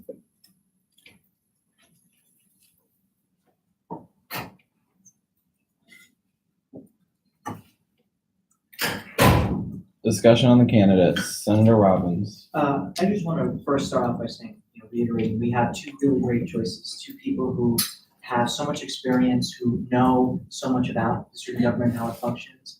But that being said, like, without a doubt in my mind, it's like there's nobody better that I can think of than Bobby. Bobby so consistently, and that's not to say Tom would not do a good job, Tom would do a good job, but Bobby so consistently, not only is he present, he always shows up, even when he's not asked to show up, he always puts on more responsibility, and he always does such a fantastic job.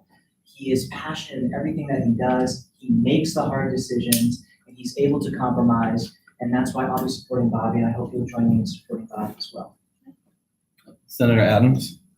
So I love Bobby. I love both of them. But so I had the pleasure of like being Tom's campaign manager back when he was running for comptroller, and I know how passionate he is about finance and how he do such a wonderful job as the committee chair. And so I'd be supporting Tom because I had that experience with him, and I know how passionate and how much of a good job he'll do. Senator Martine. Yeah, I want to piggyback off that as well. And I think obviously, like you were saying, they're both super qualified. Like, you're gonna be good either way. But I think Tom definitely also shows up. He also participates.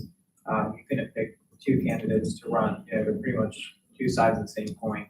But I'll be voting for Tom because, like you said, like, I've experienced working with him on CATA, and he's always showing up with questions with answers for questions that I have, because obviously I have no idea what finance does or anything like that.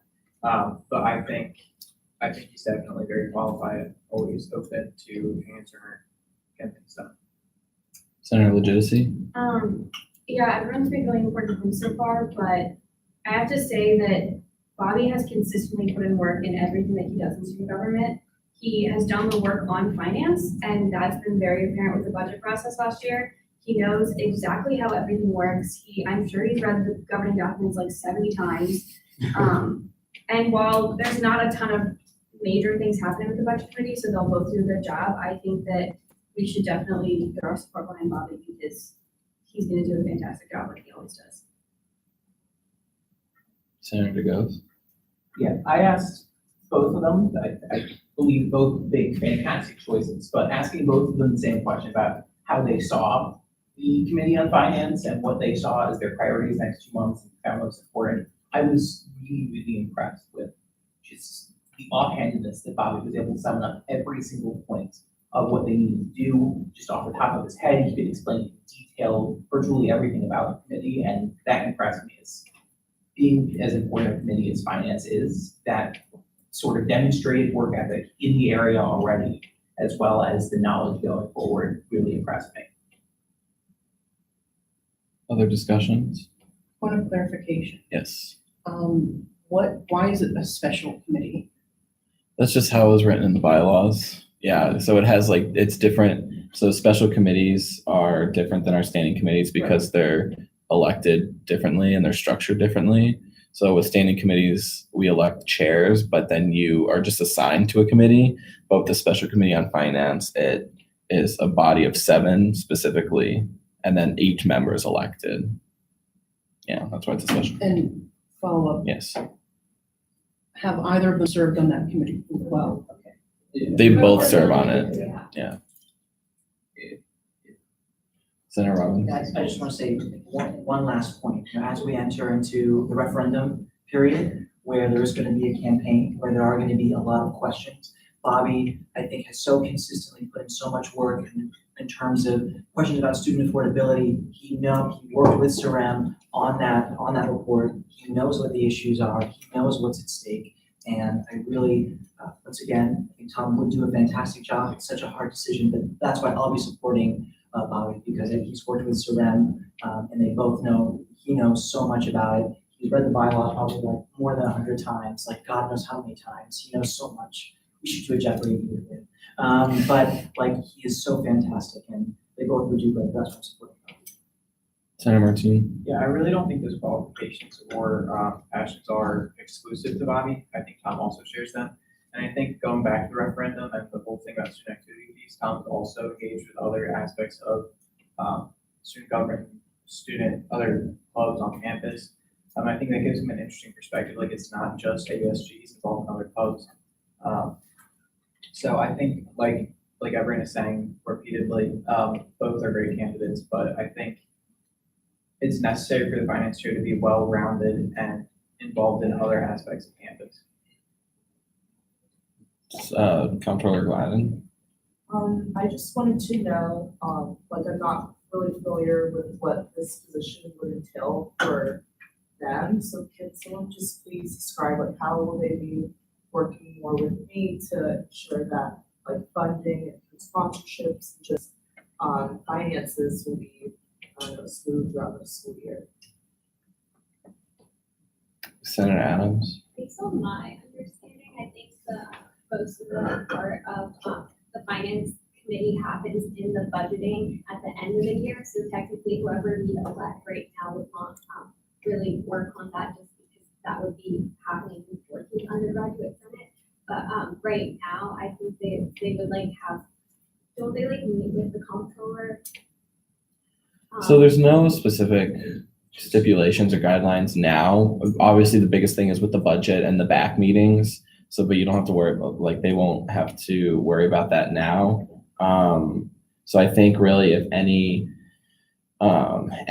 additional legislation comes forward to the Senate, they'll deal with that, obviously. And then really it's how much of a relationship you want to have with the chair, because, you know, they oversee a lot of finances. And if you need, if student government needs to move money any which way, it'll go through the finance committee. So you'll work with them on that. In addition, I think, like, anything else that you, like, really they want to take on, like, they both talked about, like, the referendum and things like that. So that might be a huge thing to work with them on in terms of, like, the budgeting aspects. So it'll be a much different relationship with the new chair in the 14th session. Sure. Yes. Sorry, I don't really have an opinion, nor do I think it's my place to have an opinion to share it. But just like as a reminder, I just think it's a really good year, not only for student activity fee increase, all of the SG stuff, but also externally with the university budget. Just be mindful of that. So like consider like who could work with campus partners, with other sectors of campus life, affinity groups, like who can bring people into conversations and partner with us as well. So an example would be like, so because like the administration, for example, the affordability report, I don't even know who worked on that, to be honest. Like I'm not involved in that, but that got distributed to all the deans, everything. So just be thoughtful about like what the quality of work put forward is. And I don't know who that is, I don't know any of them, but just things to think about. Yes. I just wanted to touch on the point that President Fernandez made about bringing people into conversations. There's like so to talk about the fee increase, that's not going to be easy. I know there are a lot of people on this campus, especially people of color, who are not gonna be for that. Any tuition increase is just not gonna go over well, so someone who can get a group of people in a room and have a conversation in a calmly and informative manner, I think is gonna be crucial, so I think we need to think about who's gonna be the best and be able to do that alongside other partners in the industry. Yes, Councilor Glenn. So my biggest thing is just knowing about how well they'll be able to articulate and kind of specify like what their message is and how they will go about the process of just being in this role and especially appealing to the student body. I just want to know like what is their plan like for this position and like I wish that I could like ask them myself just to learn more and see, but yeah, it's just. Other points of discussion? Seeing none, Senator Adams. I think to like piggyback off of that, I know both of them very well, and I know that they're both very personable, and I'm sure by no doubt they'll both do an amazing job at like advocating and like saying their message properly. And I know like Tom, and I think that he do a really good job at that. And I think that like that's something that we should all like count him to be able to do because he knows a lot of people in this community. He's very, like Jeff said, he's involved in other activities outside of student government. So we can like reach out to lots of people. Yeah. So. Any other points of discussion, Senator Robbins? Yeah, I'll speak for, on behalf of Bobby. I'll just say that Bobby also, in everything that he does, puts so much time and effort into everything.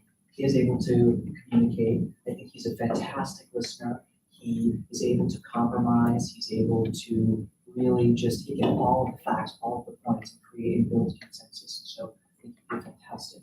Just Tom would be fantastic. Fantastic. Thank you. Any other points? Senator Burgess. Hello, I'm back now. I had a prior meeting before this. So I wasn't here to really hear a lot of the speeches. As far as I know, I probably would have to urge on the side of Bobby being chair, being as vice chair, like working with Sarah. Bobby was like one of the people that were like a strong opponent when it came down to the AUSH budget, like saying like, oh, I believe that this work exists, or I believe that this person needs this stipend. I think having that kind of voice when it comes down to the next budget year, and just kind of like allocation of how the English budget is now, I think I would have to side with Bobby to become chair. Further discussion? Seeing none, we'll move to vote.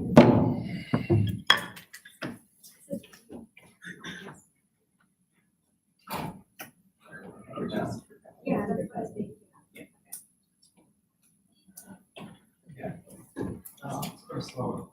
All right.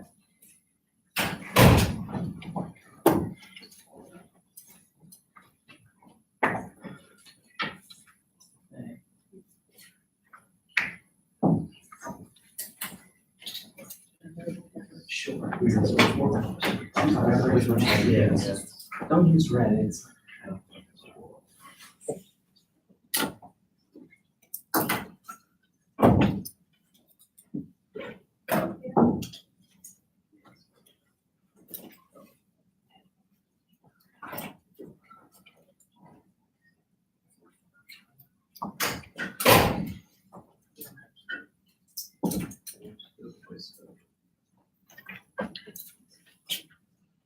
Did you want me to put the names up?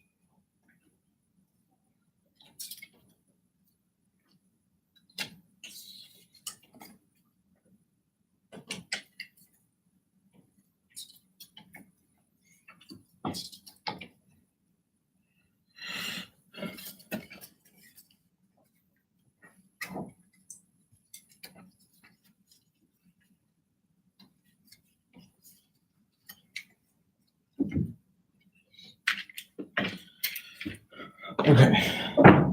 In a vote of 3-9, Senator Zitzman will be the new chair of the Finance Committee.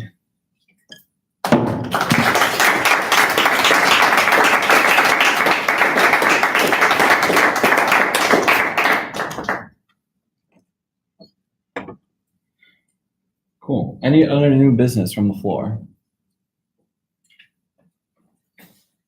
Seeing none, we will move to old business. Seeing that there is no old business, we will move to public comment. Any members of the public wishing to speak at this time? Yes. I just have a question for President Val. So I was just wondering, any updates on home and whether or not, anybody can use it, or do you have to request access for the Yeah. school? You have to request access, and that's actually that's one of the many things that me and Ayana are talking this week during our one-on-one, because she's in charge of access control. It is open to anyone that requests access that's committed to the values and vision of home. And there is going to be a video put out by the university as well that's providing an update on the Inclusive Excellence Plan, and it's gonna highlight home space as well, so more students can be aware of it. Sounds great. Other public comments? Okay, we'll move on to go to the order. Any executives for the go to the order? Yes, Secretary Bailey. Hi, everyone. I didn't present today, but since I knew the meeting was kind of going to be a little long with all the other presentations, and I have a lot of recruitment updates that just finished on Friday, so I'm still compiling those numbers, and I should be ready to present by next week about all the updates over the summer and goals for the year and that sort of thing. Just wanted to remind everyone that you're students first, and as the year comes along, just remember that. Keep yourself in check, and don't let AUSG get to your head, because sometimes it can. So, thanks, everyone. Other executives for the good of the order? All right, moving to senators for the good of the order. Senator Colchumero. Just to piggyback off your question for President Fernandez, if you had access to that last year, do you have to re-request for the new year? So I'm not sure, and I will make sure to confirm with Ayana. I'll actually shoot her. Senator Robbins. Yeah, there are just two things I would like to say. The first thing is looking forward to all of us getting involved with the referendum. That's so incredibly important. And I can't wait for it to hear more details, Trevor. So please, hopefully, C can't come any quicker, speaker couldn't be better. But looking forward to hearing about that. Looking forward for us all to be involved. The next thing I just wanted to say was, I apologize for asking this sooner, but President Fernandez, will the Wellness Center, I'm letting you know the name, will they come? Can we schedule? I think that'd be fantastic. And then hopefully advertising that so that our constituents may come as well. Yeah, so the reason we haven't moved forward is because I didn't know when the first Senate meeting was gonna be and all that. After this one, I'll make a connected email with Trevor so we can all find a time. Other senators for the good. Senator Kenna. Well, first, I'd like to say thank you for your consideration today. I'd also like to welcome our new senator and introduce myself as the Dean of Undergraduate Senate. Why are you laughing? This is my title. And we created this position for longest serving member of the Senate to kind of be like a mentor or to give like help or guidance in crafting legislation or moving forward policy initiatives. Of course, Trevor would be point person on that, but also opening myself up to that. And that's for everybody, but saying it because we have a new senator. I'd also like to remind you all specifically that we have an event on Tuesday evening at 8:30 in the amphitheater. This is our 9/11 candlelight vigil. It's co-sponsored by a host of organizations, AUSG and KVU being among them, but also College Republicans, College Democrats, Democratic Women, YAL, YAF, and probably some other organizations, like the conservative groups. But Trouble in Paradise will be giving a performance. Yeah. They're fantastic. You won't want to miss it. And we'll be having our keynote address by Mark Thiessen, who was the chief speechwriter to George W. Bush, who was in the White House during the plane crash. I can definitely say, as someone who lives close to Ground Zero, that 9/11 always touches me every year. And so I would definitely appreciate your participation and attendance at this event. Other senators, Senator DeGose. Just want to say a quick welcome back to the Undergraduate Senate, the Executive Board, and everyone else here today. I'm looking forward to a good last couple of months before elections, and hopefully we can get some stuff done so that we don't have to be lame duck in this period. Senator Adams. Just wanted to also piggyback on that and say welcome back. Hope everyone's been having a good beginning of the school year. Yeah. Other senators for the good of the order? Okay. Yeah, so let's talk about this referendum. No, goody. So I started conversations after we moved the referendum back in end of April. I started pulling people in and I sent Dr. Aw an action plan, like an initial action plan, before we left for the summer. Took the summer a little bit to myself, but then once August came around, like started really hitting the ground again. Spent really like the last 3 or 4 weeks trying to develop all this and like, so there's a lot going on. And before I even like show anything else, like I really like, because one, the Senate passed this, need as much support and help as possible because like I'm only one person. I have other things. The executive board has other things. AUCC has other things. Like we can contribute all. And yes, I'm taking like the lead on this. And like, so I'll be doing a lot of the groundwork, but like we need as much support as possible, like, especially from student government, especially from AUCC and student media, because this is what, like, this is how we operate is under the money that we gain from the student activity fee. So let me pull it up. So I have a lot, everything else is on my computer, but I'm sure I can find it there. Okay, so really starting from the ground up, we have a website, Whoa. we'll have a Facebook, we have an email, What's the domain? what? What's the domain? Yeah, Oh, it's this up here, yeah. but I'm not paying for my own domain. So I put it into a bit.ly link. So it's like bit.ly/amplify referendum 18. That's everywhere. It'll be hopefully on business cards that we get, hopefully on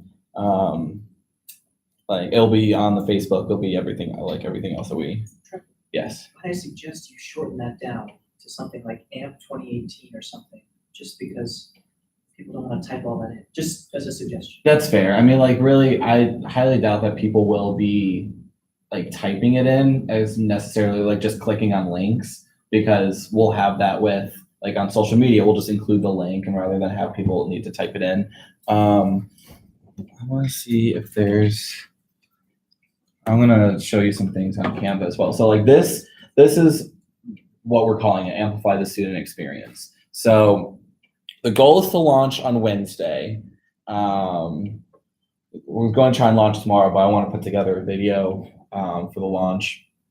But like really what this is about and how we got to do this, and like as some people were talking about earlier, it's going to be very difficult like marketing this towards like students on campus on like another increase in the tuition. But like really at the bare minimum, we have to realize that one, it's going up $11.50 per semester, so it's not exorbitant. That increase would bring in roughly $150,000 between the three organizations. So that gives us a lot more money to work with in terms of programming. And three, the most important is the fact that we are really trying to amplify the student experience. Like the last time the fee was raised was, almost 5 years ago. And like obviously our programming has suffered. The budgeting process was very hard, even just for student government specifically, but like with the growth of student clubs on campus and the need for new equipment and like student media and things like that. This money, we have to get students to understand that like this money helps go right back to them. It helps the programs, it helps the clubs do programs. It just gives funding like across campus. And I think a lot of what this is going to be about is just awareness. So like like getting students to understand that like this fee or everything, really a lot of the things that they attend are funded through this fee. And if they're involved in a club, like your club gets the funding through this fee. So like with so many clubs, AUCC only has like so much money. Like if they get more money, that means more resources for clubs on campus. So like things like that, or we get more money for KP, we get more speaker money, we get, you know, things like that. So that's really where the messaging comes into play. And that's how we're going to like do this. So like really this intro is like really just a 1-page thing where you have like what is student activity, so that breaks it down. What's the purpose of the referendum? Very quick, short and simple. And then we have frequently asked questions that like are the most critical. So like, what is the student activity? What is the fee? What's the money used for? How's it being like, why is it being raised? What, like, how will people benefit? And then here, like, I just added the actual infographic. It has the same questions, but if people wanted to use it. What I want to do here, I haven't linked it yet, but I want to put together like a huge infographic list of all the events that have been funded by the student activity fee, like at least just last year, maybe even before that. That way people can see all of the things that benefit from this fee. And then there's just like, if people want to get involved in the campaign, you have the email, or Facebook, which isn't published yet, but will launch at the same time. And if people want, like, you can look at the different organizations. So that's that. The Facebook, like I said, I'm still developing, which hopefully will launch on Wednesday. And then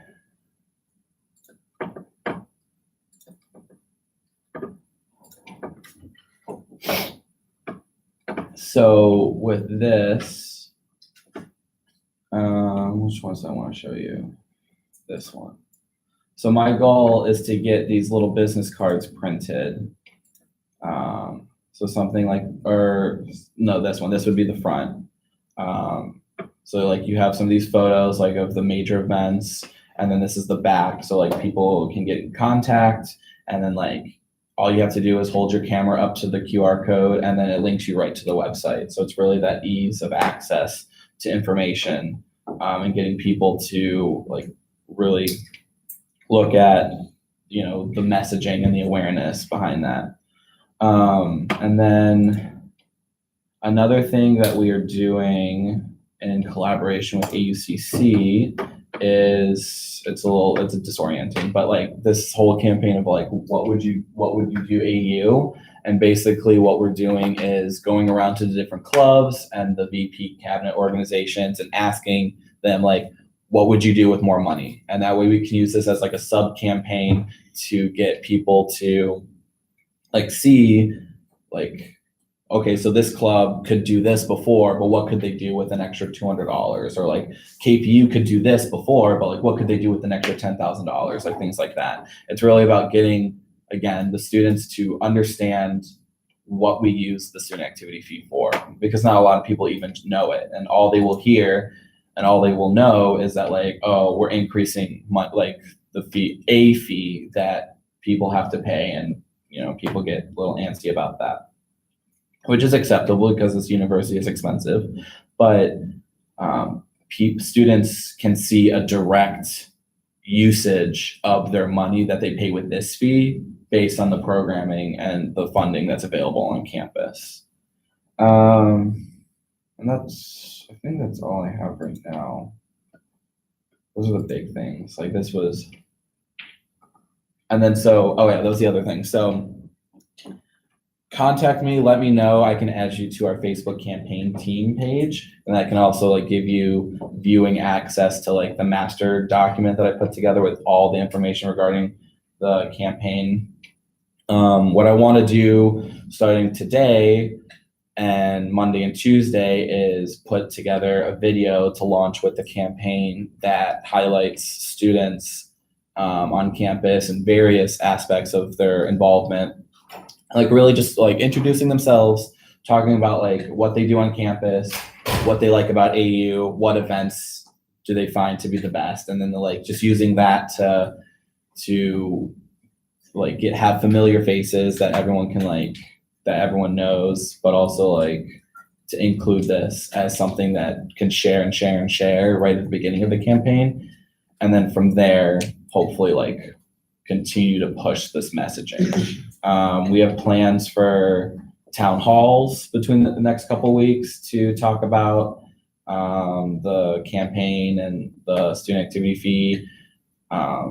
Later in September, early October, under the suggestion of Dr. Aw, sending out a like survey to students about getting their initial like engagement and feedback on if they know what this is, like what the campaign is, what the student activity fee is, and then getting their insight on what they would like to see or like what they know, and then we can show that to Dr. Aw about like if we've engaged with students properly about the whole fee referendum. So, yes. Well, first, very impressed, Trevor. Really nice job. The second thing I want to say is, do we know what the referendum question is? Is it as simple as saying like, vote yes, vote no? Like we want to make sure, I think, obviously, that if it's a question, a phrase of do you support raising the fee? Obviously, it's like not just amplify, but it's also vote yes. Yeah. So I think that is included in the campaign. And I'm also just wondering, I apologize, part of my own ignorance, perhaps Senator DeGoes, being the former elections commissioner, could answer. Does this referendum need 2/3 of the like total voters to pass, or just a simple majority? Yeah, so the thing with that is, so a few things. One, this whole campaign is being rolled out in 2 phases. One, the first phase being simply an awareness kind of campaign. So getting people to know about what's going on, because technically I believe under the stipulations of like the bylaws and things, you can't necessarily campaign for a referendum until the actual campaign cycle. So when that comes around, that's when the second phase of the campaign will come out, when we actually have people pushing for a yes vote. But in terms of the referendum, there is no threshold that's needed. Obviously, the higher the better, but because it's not a referendum that changes our bylaws or anything, it's something that's like used to show Dr. Aw and then therefore the board of trustees that students support this. There is no certain threshold that we need. It's not binding. is what it Yeah, is. exactly. It's not binding. We just want as much as possible. My goal personally is to get at least 75% in favor of those who vote. Obviously, not everyone's going to vote, but a lot do because it's the Senate elections as well. Like it's in the same time frame. So, yeah, there is no specific stipulations. Senator Zitzman. Yeah, and also to Jacob's question, the wording is what we passed last year, right after spring break, on that, the referendum legislation. And related to the wording, I know Trevor, you and I talked about this last week, but I'm just checking for an update, whether you've been able to get in touch with the student media board about this, because while they would unquestionably benefit from an increase in the fee, all the opposition I've seen in this process has come from people involved in student media. Yeah, so that process has been very slow over the past couple weeks. I've tried contacting student media board chairs because they're the ones that really head the branch. Haven't gotten any responses from them. So my next task, what I've started doing, is reaching out to the separate media organizations and start figuring out, like, you know, maybe not necessarily the board will give me responses, but if I can get responses from like each of the 10 organizations, it still would work very similarly.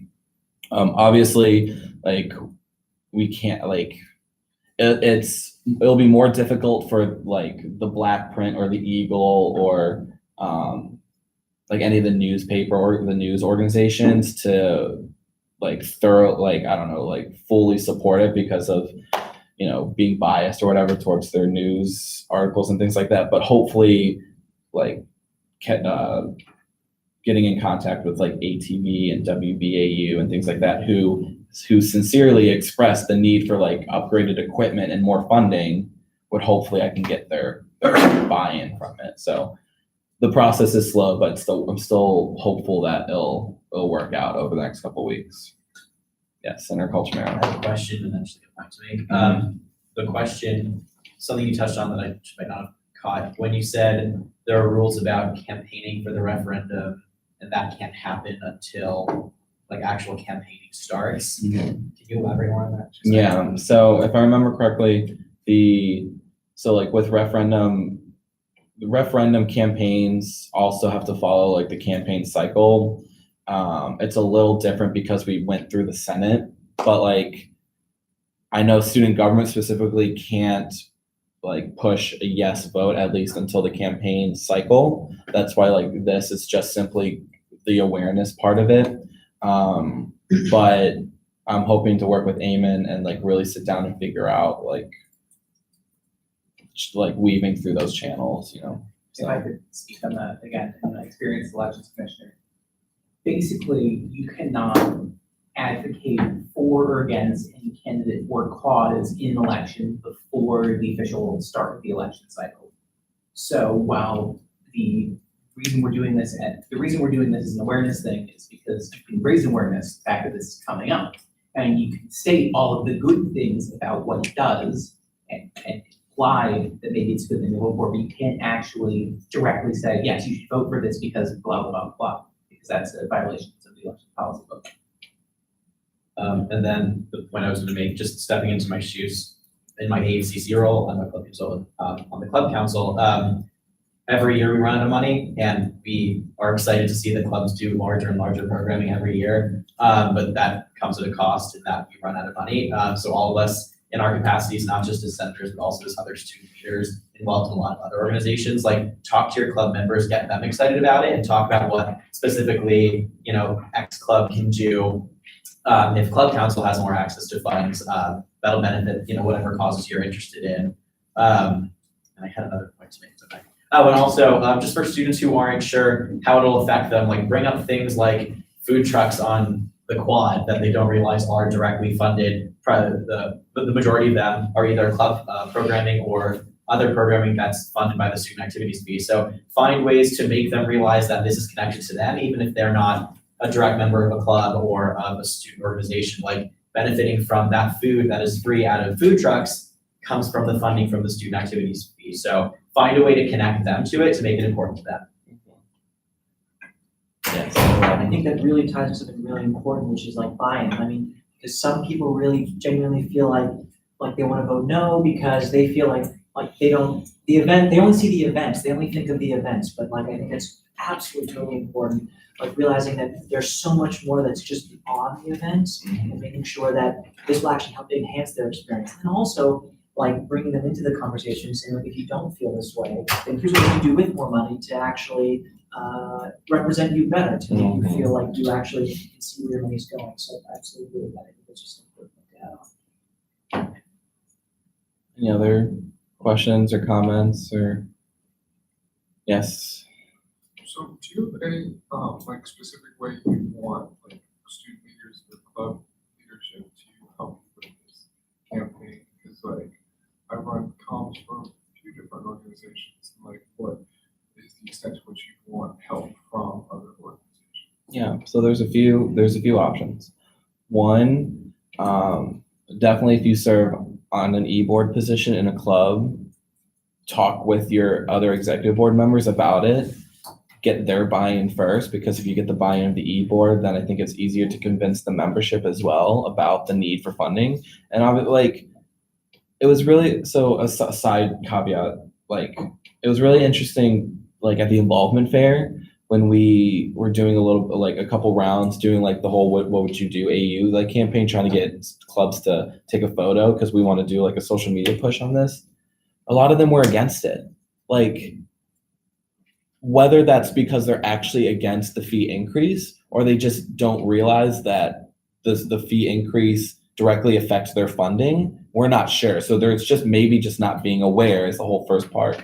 So like engaging with everyone in the club to first realize that people pay the student activity fee and it goes right back to the funding that clubs get. So making sure that that point is well known. And then two, like talking with your members about it, but also like if you just want like me to come into a club meeting or an e-board meeting or something to explain it more, I'm more than happy to do it. If you want to reach out to your AUCC representatives to talk about it, they most certainly can. Like really just making sure that people know why this is necessary, and then also realizing that like it's not, so overall it's a $23 increase over the year. So $11.50 per semester. That's basically the cost of a Kava Bowl each semester. So like it's not that much in terms of each individual giving money, but the total amount of funding that we get from all the students is exponential. Like there's just so much more money to work with. So like it's like students trying to, like chip in a little bit extra, and you get, maybe more food truck events or more, better speakers or more like spacing in events, things like that, because sometimes like speakers or events are limited by the amount of money that's needed to buy the space. So it's really anything like that. Hopefully I didn't like confuse you with that, but like I said, really let me know if you want me to come into club meetings, or AUCC if they want to go into club meetings and talk about it for like 5-10 minutes. Just trying to get as many clubs on board as possible. So yeah.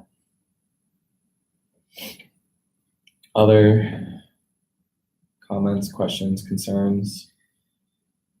Yes. I'll just say one more thing, and I apologize for, well, no, I don't apologize, but I just want to say this. I think it also is really important to make sure we're drawing a line between like, people have concerns about facilities and like deteriorating facilities and things like that. Like that will also obviously come into play, like people's anger about quality, like certain quality of things. Like make sure that line is being drawn of like, we're asking for more money for better events, for more involvement with clubs, and not for better facilities. Like that's a separate issue. I think that needs to really be drawn, because at the end of the day, when you're asking people for more money and they still have so many other concerns, it's like trying to weed through all that stuff. It's just really important to do that. Yep, good point. Cool. Does anyone have a device that takes decent video? Yeah. Or like anyone know that someone, do you? Like a video camera? Yeah, I do. Can we borrow it For what? to videotape, to make this video? Yeah, that's fine. I can actually help with the video. Like I wanted to get involved with it. Good, okay. That would be amazing. Are you available over like today, tomorrow, and Tuesday? At what time today? After this, until, I don't know, well, we can talk. We'll Yeah, talk. that's fine. But if anyone else knows like of how to get a camera or like a video camera, let me know.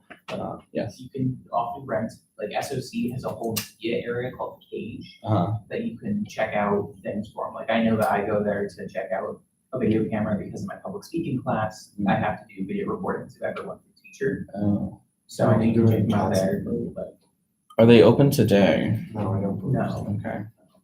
Okay, that's fine. Cool. I will definitely look into that. Thank you. Yeah, so let me know if y'all want to be added to the campaign page and get all those resources. And hopefully I'll try and get as many people to meet specifically about the campaign sometime this week, because this is launch week. So there's gonna be a lot to do. So cool. All right, I think if there's nothing else, we are adjourned. Yeah.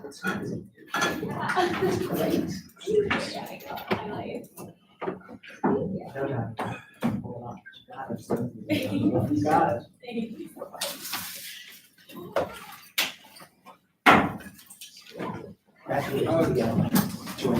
were you property this whole? I know you said you know.